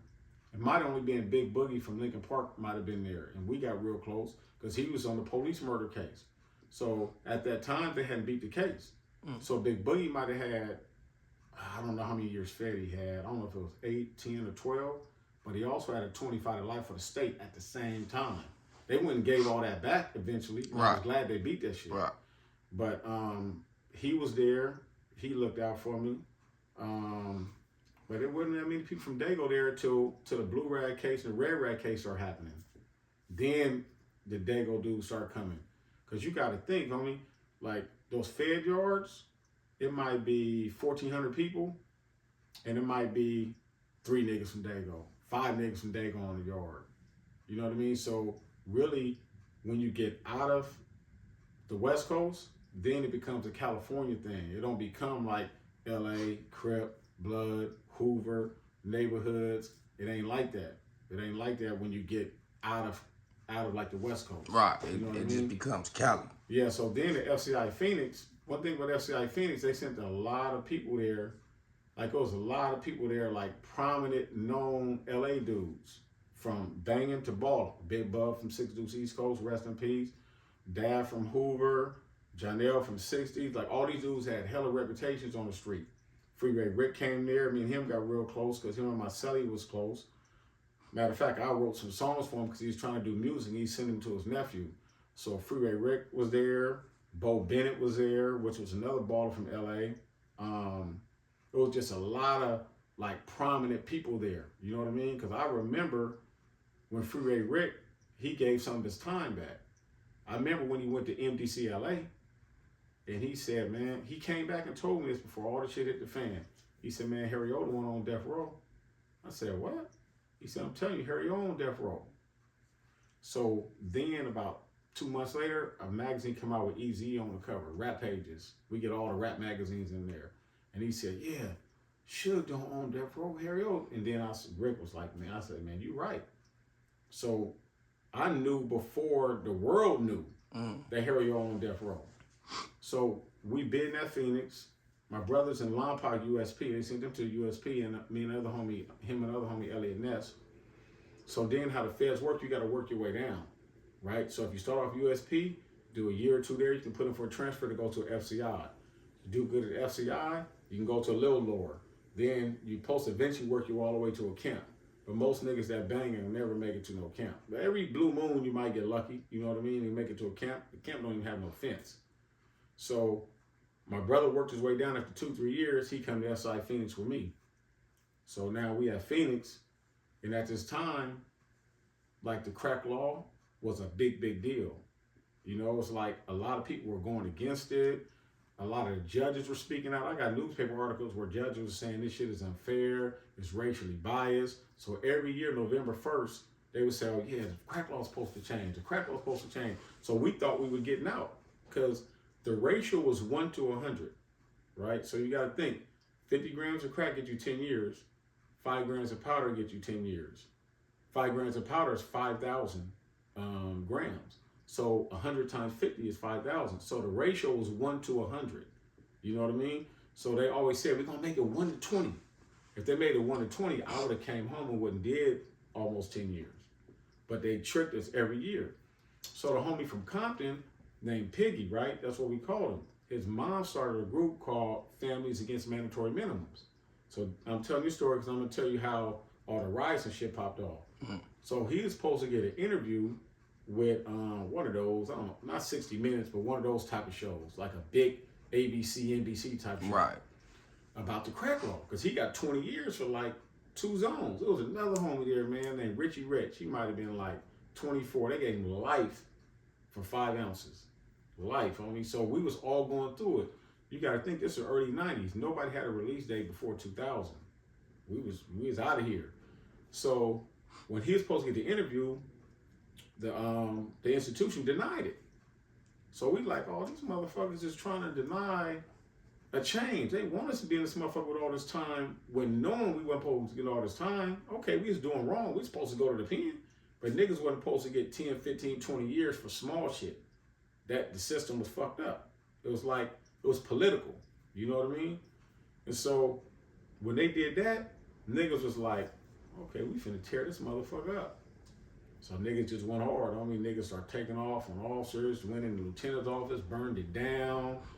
Niggas was just going all in. You know what I mean? Niggas was going all the way in.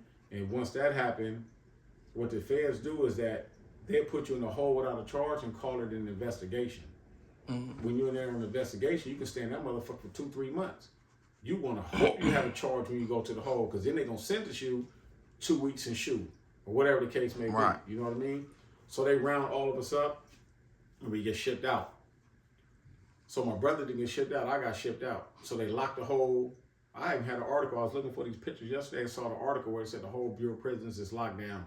We was on lockdown because we kind of kicked it off.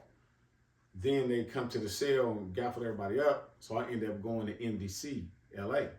So they put us in a hole.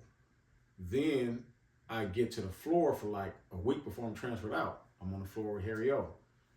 Freeway Rick is out at this time. He said, hey, Freeway Rick want to talk to you. You know what? He said, where you from? So I'm from East Dago. East Dago Mob out of San Diego, right? Okay. So Harry O put me on the phone with Freeway Rick. Oh, what's up, man? I'm out. Okay, man, okay. I'm glad you out, homie. Okay, whoop, whoop, whoop. I'm finna get this theater going. Finna start my record label. I still might use those songs you gave me. Whoop, whoop, whoop, right? So then about a week later, they transferred me to, I think it was Louisiana. I went to Louisiana. But that little time I was with Harry O, the nigga's smart, man. I can see why, like, the nigga on death row. He was putting on plays with Denzel Washington while he still was on the streets and had the sack. Right. He probably won't remember me because I only met him for like 2 days. But I can't forget him because I know he's a prominent figure in that game. Right. You know what I mean? But he probably won't remember me, but I remember him. Yep. I probably should save that question. Now, you know what? Did you run across Mac Dre in the feds? Nah, some of his homies though.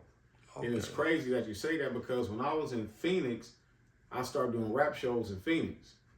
And I had like 3 or 4 songs that I did every time the niggas loved, right? I had one called Bow Down Fool, which was on my 5-song tape that, you know, that I had before I went to the feds, which I'll backtrack on that. I was just about to say that. I forgot about that. So I had Bow Down Fool I performed. I had The Pussies on Lease that I performed. You had that way back then? Then I in the feds. Oh, okay. I performed it in the feds. And you know I performed it too? They had a band in there and they know how to play Candy. You know the song? Boom, boom, Yeah. boom, boom. So that's what The Pussies on Lease, I rapped to Candy on it. Oh, okay. Then I had a song that even the LA niggas like called I'm Putting Dago on the Map. Because you got to think right then, we didn't have no famous rappers. Right. So I had that song Putting Dago on the Map. And so then they had a couple LA niggas that was hard too, but I was probably one of the hardest on the yards. I ain't gonna sit up and say, yeah, I'm the hardest nigga, but I was one of the hardest niggas on the yard performing and with those songs. Now, let's backtrack because, like, to be honest, I have like 2 stories. I have a street story and a rap story. Some people know me for the rap story only. Some people know me for the street story.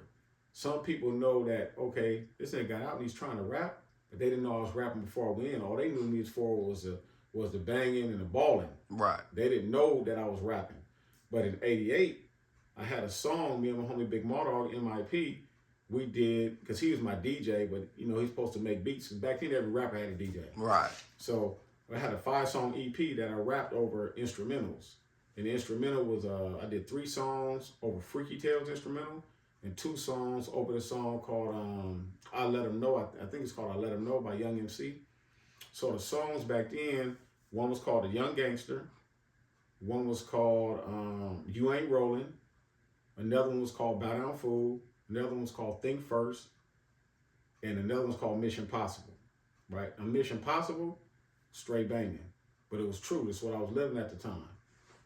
I'm glad that tape never came out as like a real tape because people will still be offended by that tape to this day because I was dissing certain neighborhoods specifically with the diss, that how you diss them and which way you diss them. Right. Like I was going all in. Right. I was doing all in. So I'm glad that never really came out like that.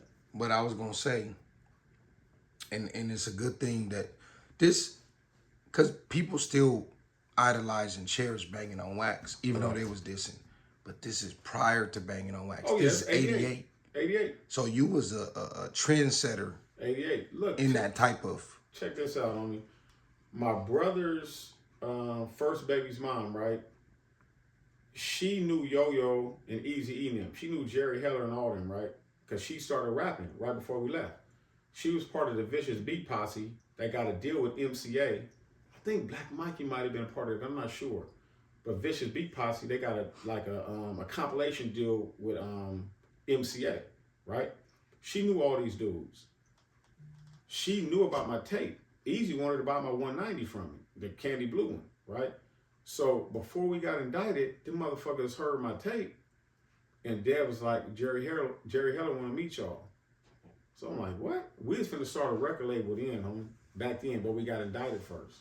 So I already had a tape out. And when Easy E and them came out, it was a trip because we was already living like they was rapping. Right. We was already living like they was rapping. And then when we hear it about lowriders and dope man and all this shit, I'm like, man, these niggas hard as a motherfucker. Remind me of myself. Right. You know what I mean? You related to that. I related to it. So we was doing our thing way back then. So a lot of niggas think I didn't start rapping until I got out. Right. Like, oh man, how this nigga who was balling the bang and now he want to be a rapper?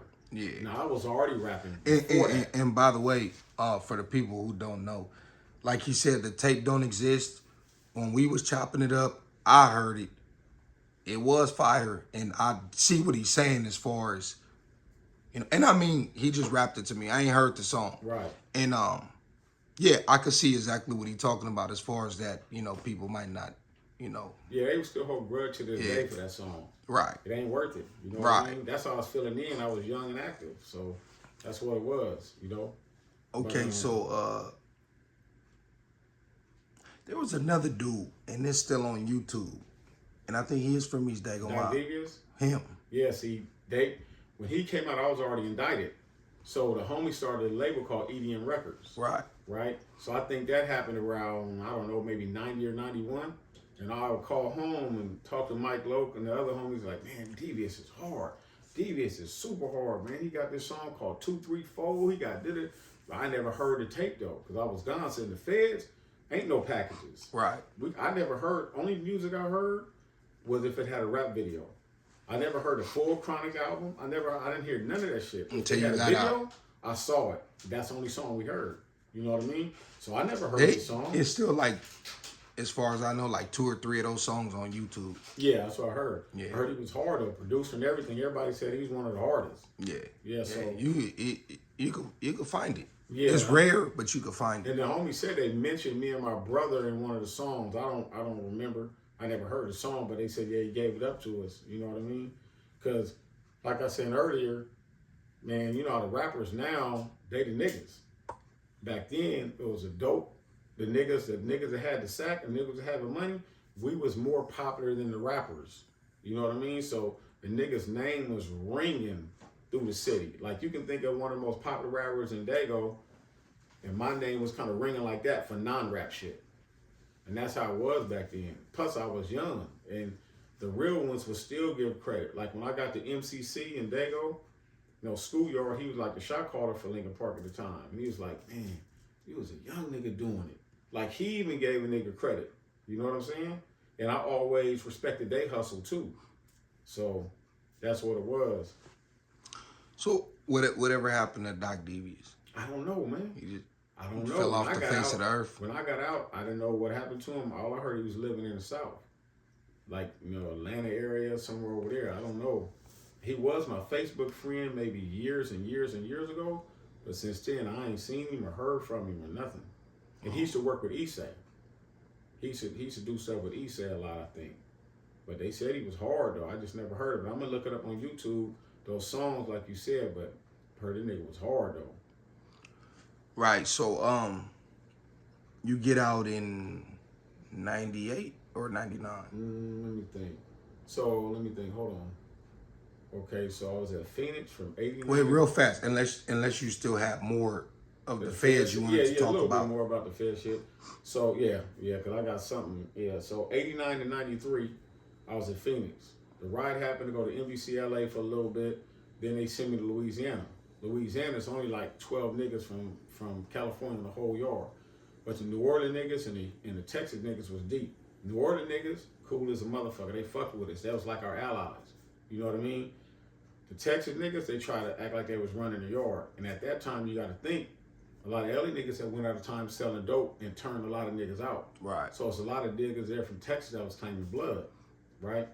So there was a couple niggas there. They kept kind of pressing the line, like, you know, you can tell from the looks and the stares and the, you know, you hear certain shit like, oh yeah, they trying to roll all the California niggas up. They trying to roll niggas up. Like, what? You gonna roll us up? You crazy? So it's like 13 of us. So this one little nigga, right? He was one. So all the Texas niggas didn't bang, but the ones that didn't bang still rolled with the ones that did bang. Right. So a couple of the Bloods, they told us, meet us on the yard. Like, it's up, meet us on the yard. Man, there was at least about 600 of them niggas.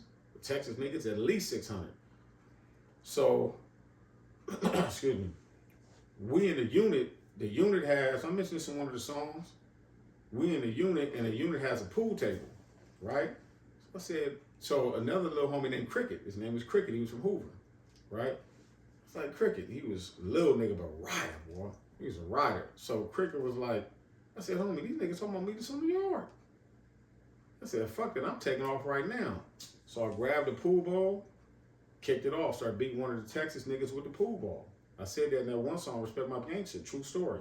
That kicked the whole thing off. We go outside, we start taking off any Texas nigga, like 4 of them got stabbed, motherfuckers was all beat up. We took no losses in that, right? Check this. We go to the hole, right? I'm in a celly with the homie from Shotgun, my homie J-Ron, right? So we go to the hole, and guess who was one of the niggas, the Texas niggas that we was into it with? Meganthestalion's dad, Joe Pete. That's crazy. Her name is Megan Pete. If you look it up, her dad is named Joe Pete, right? So he was one of the niggas in the hole with us. That was like, you know, our rivalry. So some shit had happened and shit went back and forth and somebody said something, but I don't want to put no jacket on nobody because I don't see no paperwork. Right. But he was one of the dudes, Joe Pete. And it's crazy because one day she mentioned in an interview, I called a homie J-Ron for Shotgun or messaged him or something. I said, man, is that Meganthestalion's dad right there? So I look up the picture, that's him, Joe Pete. So he was one of the niggas that we got into it with. You said he mentioned you or she did? No. She mentioned him. Oh, she mentioned him. His dad, her dad. And then I went and looked up the picture because that's what he went by, Joe Pete. They called him his full name because her name is Megan Pete. But he was there in the feds with us. And he was one of the niggas that, you know, it's crazy because they pulled all the California niggas off the yard and only had about 2 or 3 of them in the hole, but they let them come back to the yard and we got shipped out. And that's how it ended up in Oklahoma. Because it's easier to move the smaller group than the bigger group. Then, you know, I don't know who said it, but people were saying we were the aggressors and none of us got stabbed. They got stabbed, so it made it look like we was the ones. You know what I mean? Now that's an exclusive hoodlum gang, that right there. He was in the feds, not only the feds, but a riot with Meganthestalion's dad. Mm-hmm. That's crazy, huh? That's crazy. Now, Small I didn't realize world. that till she started cracking. I was like, damn, that's crazy. Yeah. But he passed away though. Okay. Yeah, he passed away. I don't know when. He didn't have a lot of time though. So then from there, I went to El Reno, right, Oklahoma. And El Reno is like, it's a medium, but it's kind of active there in the holdover spot, right? So then I got stationed on the yard, and the homie Larry Daniels was there from Dago. Larry Daniels is he's one of the baller niggas from back in the day, but he was a shooter too though, but he never banged. Him and Lil Bull was like this, because they knew each other growing up, you know what I mean? But he passed away too recently. So Larry Daniels was there. He's the only nigga from Dago there. And so I was at Reno for like 4 years. Yeah, I think I was at Reno for 4 years. Me, J-Ron happened to go there too from Shotgun. We was in Louisiana together. And another nigga I got really close with named Big Yada. You know, Big Yada was from Hoover, but you know, he don't bang, he ain't with that shit, but he was from Hoover. Smart nigga, right? So Yada was going to school in there. And I was going to school in Phoenix too. Like, I've always been on the business shit.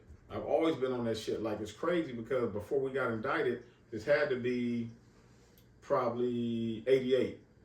I called, I think it was Merle Lynch.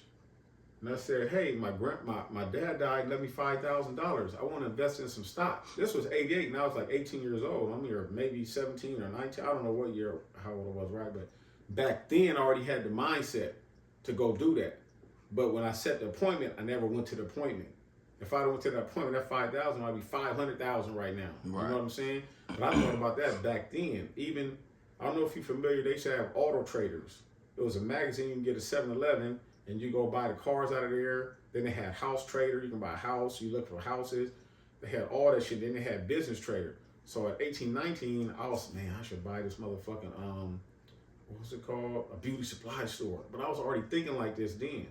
You know what I mean? So when I got to El Reno, I was on my last leg of coming home because I already did 4 + 1. And I did my last 4 at El Reno. So the homie Yada was going to school to get his AA. But I already fucked up the Pell Grant shit. They took the Pell Grant away from the federal inmates. So that's how I ended up with like 60-something credits. But I didn't finish because they took the Pell Grant away. I wasn't paying out of my pocket. So Yada, he finished. But what he did was, I said, Yada, man, I got this plan when I get out. Homie, I had it all wrote out. I'm going to start a record label, Ghetto World Records. I'm going to put out my album. But I want to know how to do the accounting too. So I said, man, can you steal me the accounting book and the workbook for me? So he slid it to me. I went through that motherfucker, homie, like for 2 years, learned accounting like the back of my hand, homie. Got out. When I started my label, I did all my own books, QuickBooks, debit, credit, all that shit. I knew it.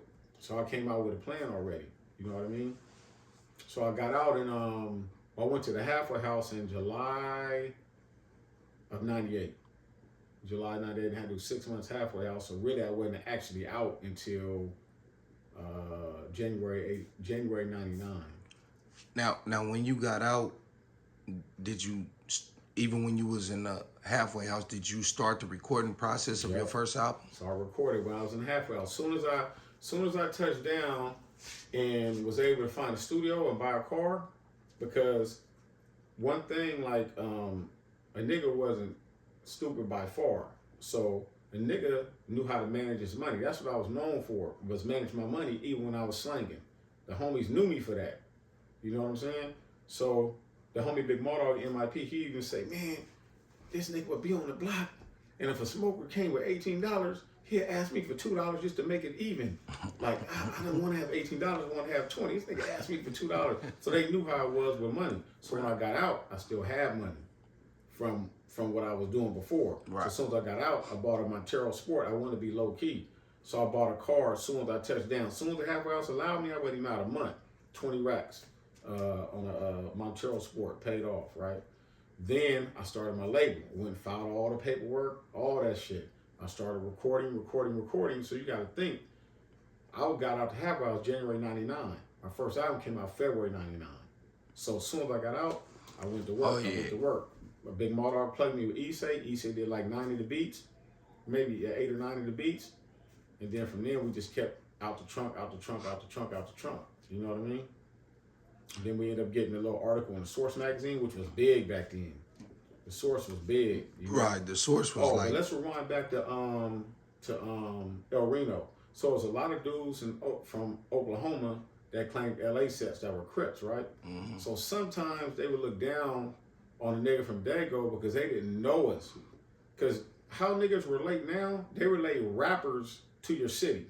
So if you got a poppin' rapper, then they know your city. If you don't have a poppin' rapper, they don't really know your city that is banging there, that banging been around since the 70s. So I tell a lot of niggas, man, Dago ain't no LA sets in Dago.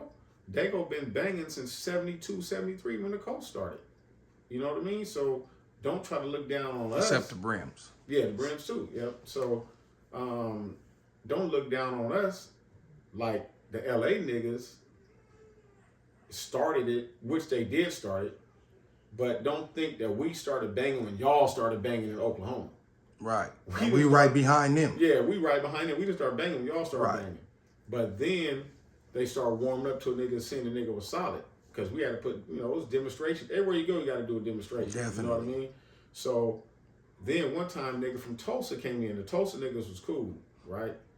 He claimed Hoover. He said, man, yo, homie, jail felony is hard as a motherfucker. They was on bullet tough, homie. They was on Bullet Tough. But did they not know he was from Dago? Yeah, that's why they told me. But I didn't know him because you got to think, I've been gone since 89. Right. But when I called home, Mike Loach used to always tell me, yeah, Bullet Loc is hard. He performed at the Crip Nick. Bullet Loc, Bullet Loc, Bullet Loc. So when he told me Jail Felony was Bullet Loc, I was like, oh, okay. I said, yeah, that's the homie, even though I hadn't met him yet. Right. But they was only when there was another nigga from, damn, I don't want to get where he's from wrong. I don't know where he was from. They called him Tiny Schoolboy. He might have been from 60s, but the Overhills. He was on Bullet Tough. He said that's all they bumped in LA was Bullet. So this was like 90, shit, what year was this, man? 89, 93. This might have been 95, 96. I don't know when Bullet first came out. Like he came out like 90. His album came out 95, but yeah, he personally was out like 93, 94. Right, so 95 when the album came out. So I just wanted to mention that them niggas was on him in Oklahoma, LA, you know what I mean? They was on him back then when he first came out, which was a good look for us. So they was bumping Bullet Loco, like he said. Yep, they was. Ain't no doubt about that. All right. I even heard it. So you come out with Ghetto Classics? Ghetto Classics, yep. Ghetto Classics, you got a few songs on there. Yeah. Well, you got a lot on there. Yeah, yeah. And it was mainly featuring your homies. The homies and Issei. Mostly the homies and Issei. Who else was on there, man? Was that like when Issei first got his start, like producing? Yeah, that's when he first started. It seemed like he was new at that time. We all were, because you can tell when I look back at that album, you can tell there was some rust spots on there. You can tell I kind of rushed it. Yeah. I rushed it because I felt I was behind. Right. I felt I missed 9 years. I had a tape before I went. And then while I was gone, the West Coast started taking off. So I felt I missed my window of opportunity. Right. I seen Q blow up, Easy blow up. I was doing the same thing them niggas was doing and rapping about. You know what I mean? So I felt I missed my window of opportunity by getting caught up and doing all that time. So when I got out, I thought I had to hurry up and catch up. So I kind of rushed that album. It had some things on it that was super tight and some things on it I should have tightened up before I released it. But it still sold a lot. Right. You know what I mean? So I put all my money into it, started the label, all that shit, hand in hand, had a business bank account, did all the accounting. You know, I ran it up on that, right? And then it was time for the second album. That's when I really that's what really put me on the map, the second one. Right. Now the second album, Dollars and Cents, came out about 2001. 2001. Now you know I made a list of my top Dago albums. Yeah. Classic Dago albums, which means to me top tier. There's other albums that's still good, but they're not right here. Right. Dollars and Cents made that list. I actually could have slid the one that y'all did together. I could have slid that in there too. I was gonna comment on it and say, man, what about the Mob King? But remember I said I only want to put one album per artist. Yeah. Because I could have threw that in there too. Yeah. What was the process behind Dollars and Cents, and how did you get them features? How did you get Brother Lynch? How did you get Mac Dre? How did you get how did this? Yeah. So the process behind that was, who told me? I think they told me Cricket made beats. So I went over to him and Steve Vicious' spot, and they had all kind of heat. And I was like, man, I'm finna start fucking with them. But I still had Issei. Issei has never not been a part of any project I've ever had, from Ghetto Classics all the way till the last one I did. He's always been a part of it, right? But I started getting most of the beats from Cricket and some from Steve Vicious. So I'm trying to think. The Brother Lynch feature, see, back then they had this website called sickness.net. Nemo ran it. And it was like a message board, but it was rap. So I started cracking so much, they gave me my own section, Ghetto World Records, right? So mostly all the Dago dudes was coming on here on the message board. And so one Crip from Sacramento, I think, or was he from, not Fresno. Stockton. There it is, Stockton. I think his name was C. Lim. Yeah, C. Lim. Exactly. Yeah. He the one plugged me with Lynch. He plugged me with Lynch, and then we ended up doing the song. You know what I mean? I paid him, of course. You know what I mean? Well, nobody doing no free features. And then Mac Dre, I never was in the feds at the spot with him, but we had some of the same people we knew.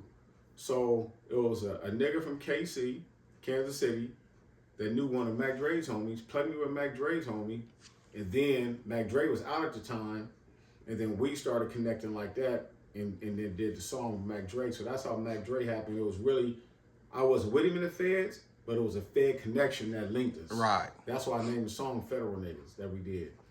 Then J.O., of course, all the homies knew J.O., all the homies knew Bullet. Right. You know what I mean? But Balo kind of orchestrated that.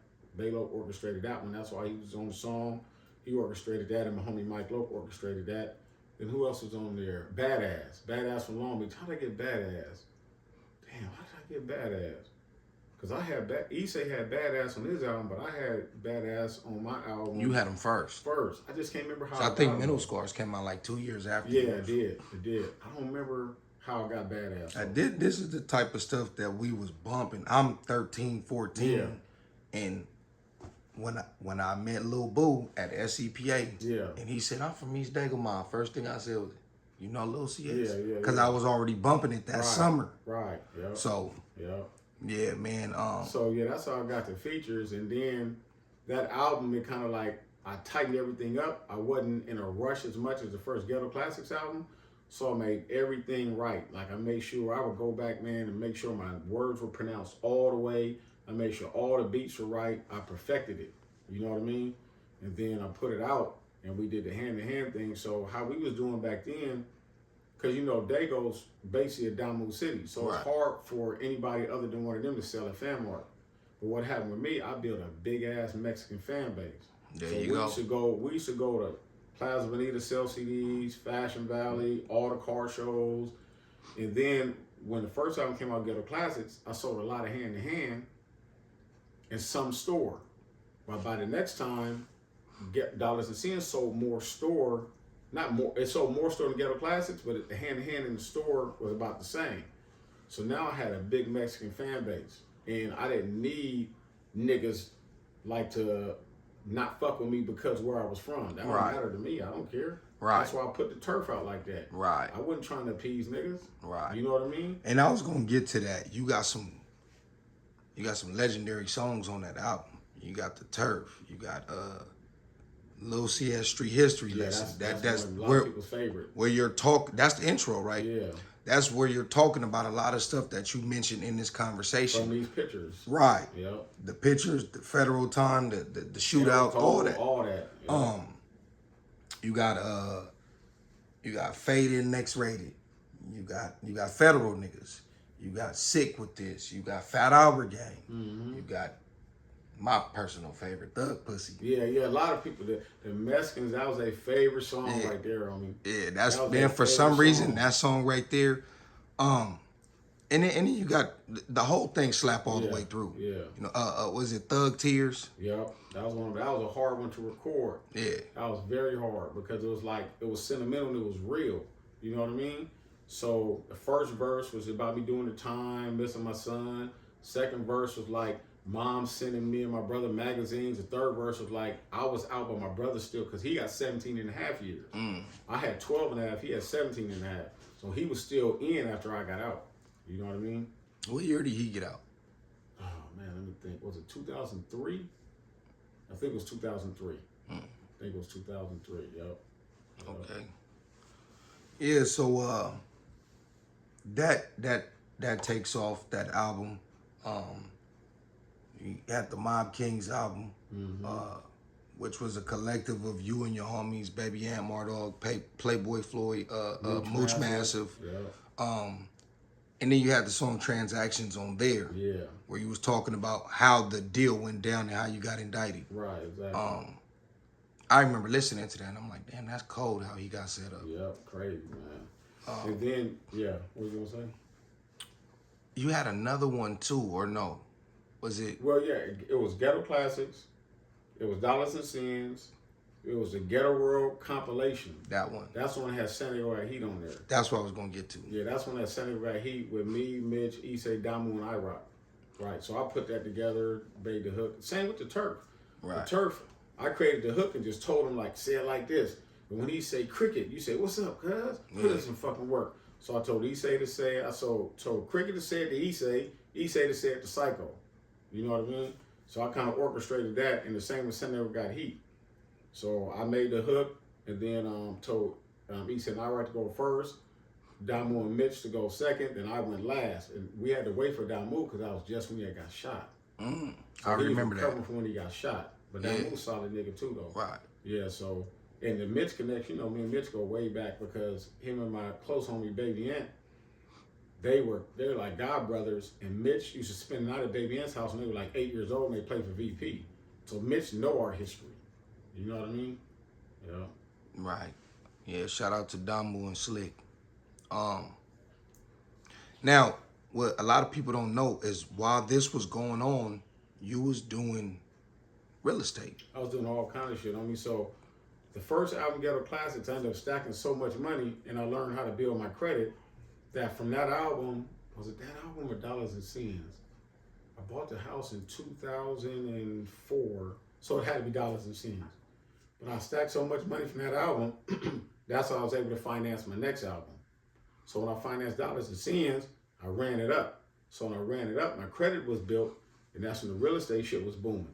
So then, like in that one song, I said, "I'm on nigga and they go buy a house with rap money," and that was in like 2000, and I bought the house in 2004. And that song that I said that line in came out maybe 2005 or something. It was on the New West soundtrack, the New West compilation. Yeah. So that's when I bought my first house.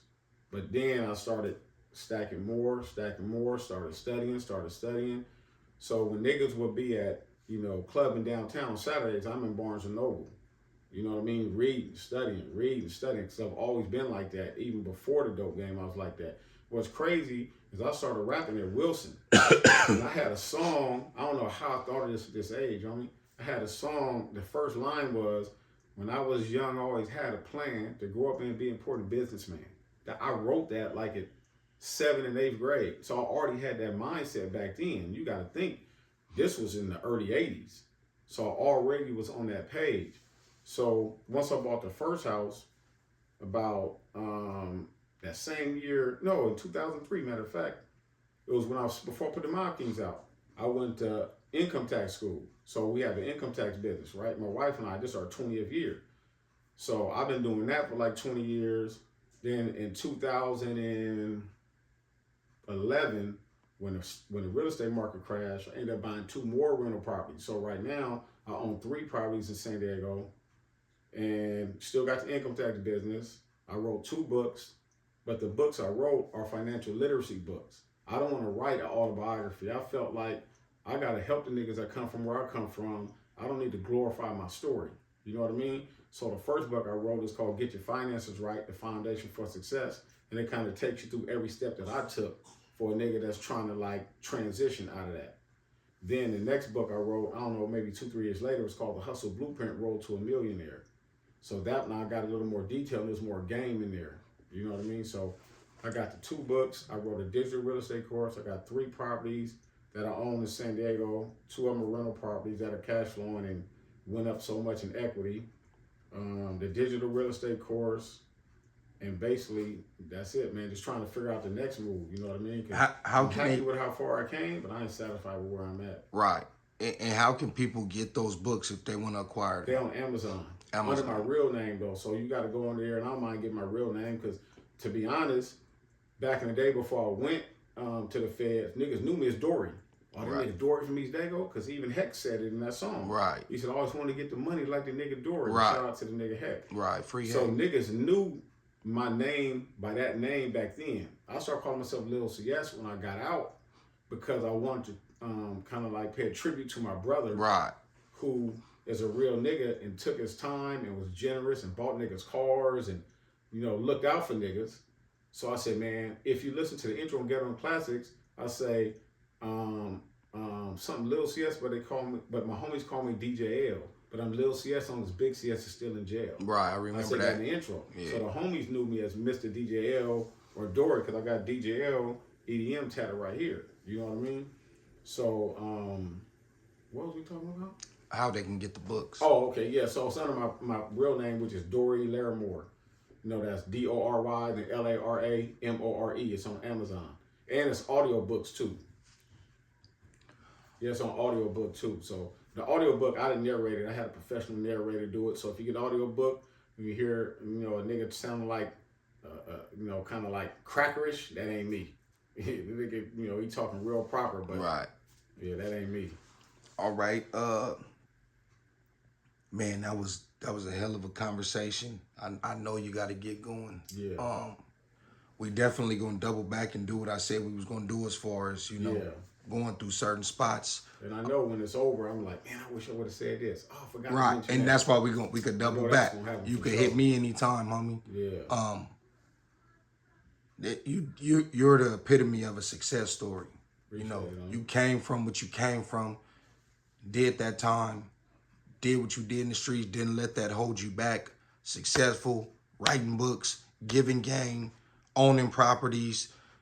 For people to think that people just come from the street life, particularly California in this instance, Crips, Bloods, and because I always say there's a dude creating a false narrative about California. You know who that is? Yep. And all these OGs is bums sleeping on somebody's couch and all this weird shit. Right. Man, look at you. Fly, getting money, still got your marbles, homie, and continuing to kick game to the youngsters. You also got the hustle and grind going on too. Hustle and grind, yeah, man, I appreciate you for coming through, homie. Yeah, all day. I had to get this interview. My voice messed up, but And then I just wanted to say too, look out for the young homies that's doing it. They carrying the torch. You know what I'm saying? Buciano, A-Rax, Lil Knock, Psycho, Lil Kev. Them is my homies from my turf, and them niggas is the truth. So check out them. Then there's a lot of niggas from Dago, man. A lot of niggas from Dago that I fuck with, that from no matter what side they're on. Like I like Kill Switch shit, like all kind of niggas, man. Us for sure the TC3, TC4. Right. Them niggas is hard. So I just want all the niggas to kind of like, stay focused. Don't crash out. Don't crash out, because I've been there where I like, fuck, man, I missed my window of opportunity. But sometimes you gotta pivot. You gotta pivot, and that's what I think. What I did with the rap shit, right? Somebody said, man, a few people say, man, why you quit? I said, homie, there's a difference between quitting and changing your path to success. Right. All I did was change my path to success. Right. That wasn't a long-term plan for you. Right. Yeah. You can't quit. You just gotta change your path sometime. And the wealthiest and richest people, they know when to change their path. They have a business. They know how to switch. Okay, man, this one ain't working. You know what I'm saying? Then you got to think, my whole 20s was in the Fed. So I can't be trying to put out albums at 50-something. Right. I put a verse here and there because we got a song I did with Big June, J.O., Damu, Googie, and me that's going to be on Big June's album. So I do a verse here and there. You know what I mean? But I felt I missed my window of opportunity, and I don't want to see none of the young niggas from Dago get gaffled in their 20s, get out at 35 and still trying to do that rap shit. Don't crash out on, get that money, get some money, you'll feel different. That's a fact. There it is there. Don't crash out, get your money. With that being said, we still need the dollars and cents too. Yeah. All right, homie. Y'all know what it is. That was Lil C.S, aka Dory. And I'm your friend from that big O N. Hoodie from the hood. Y'all let me know what y'all think in the comments. I'm out.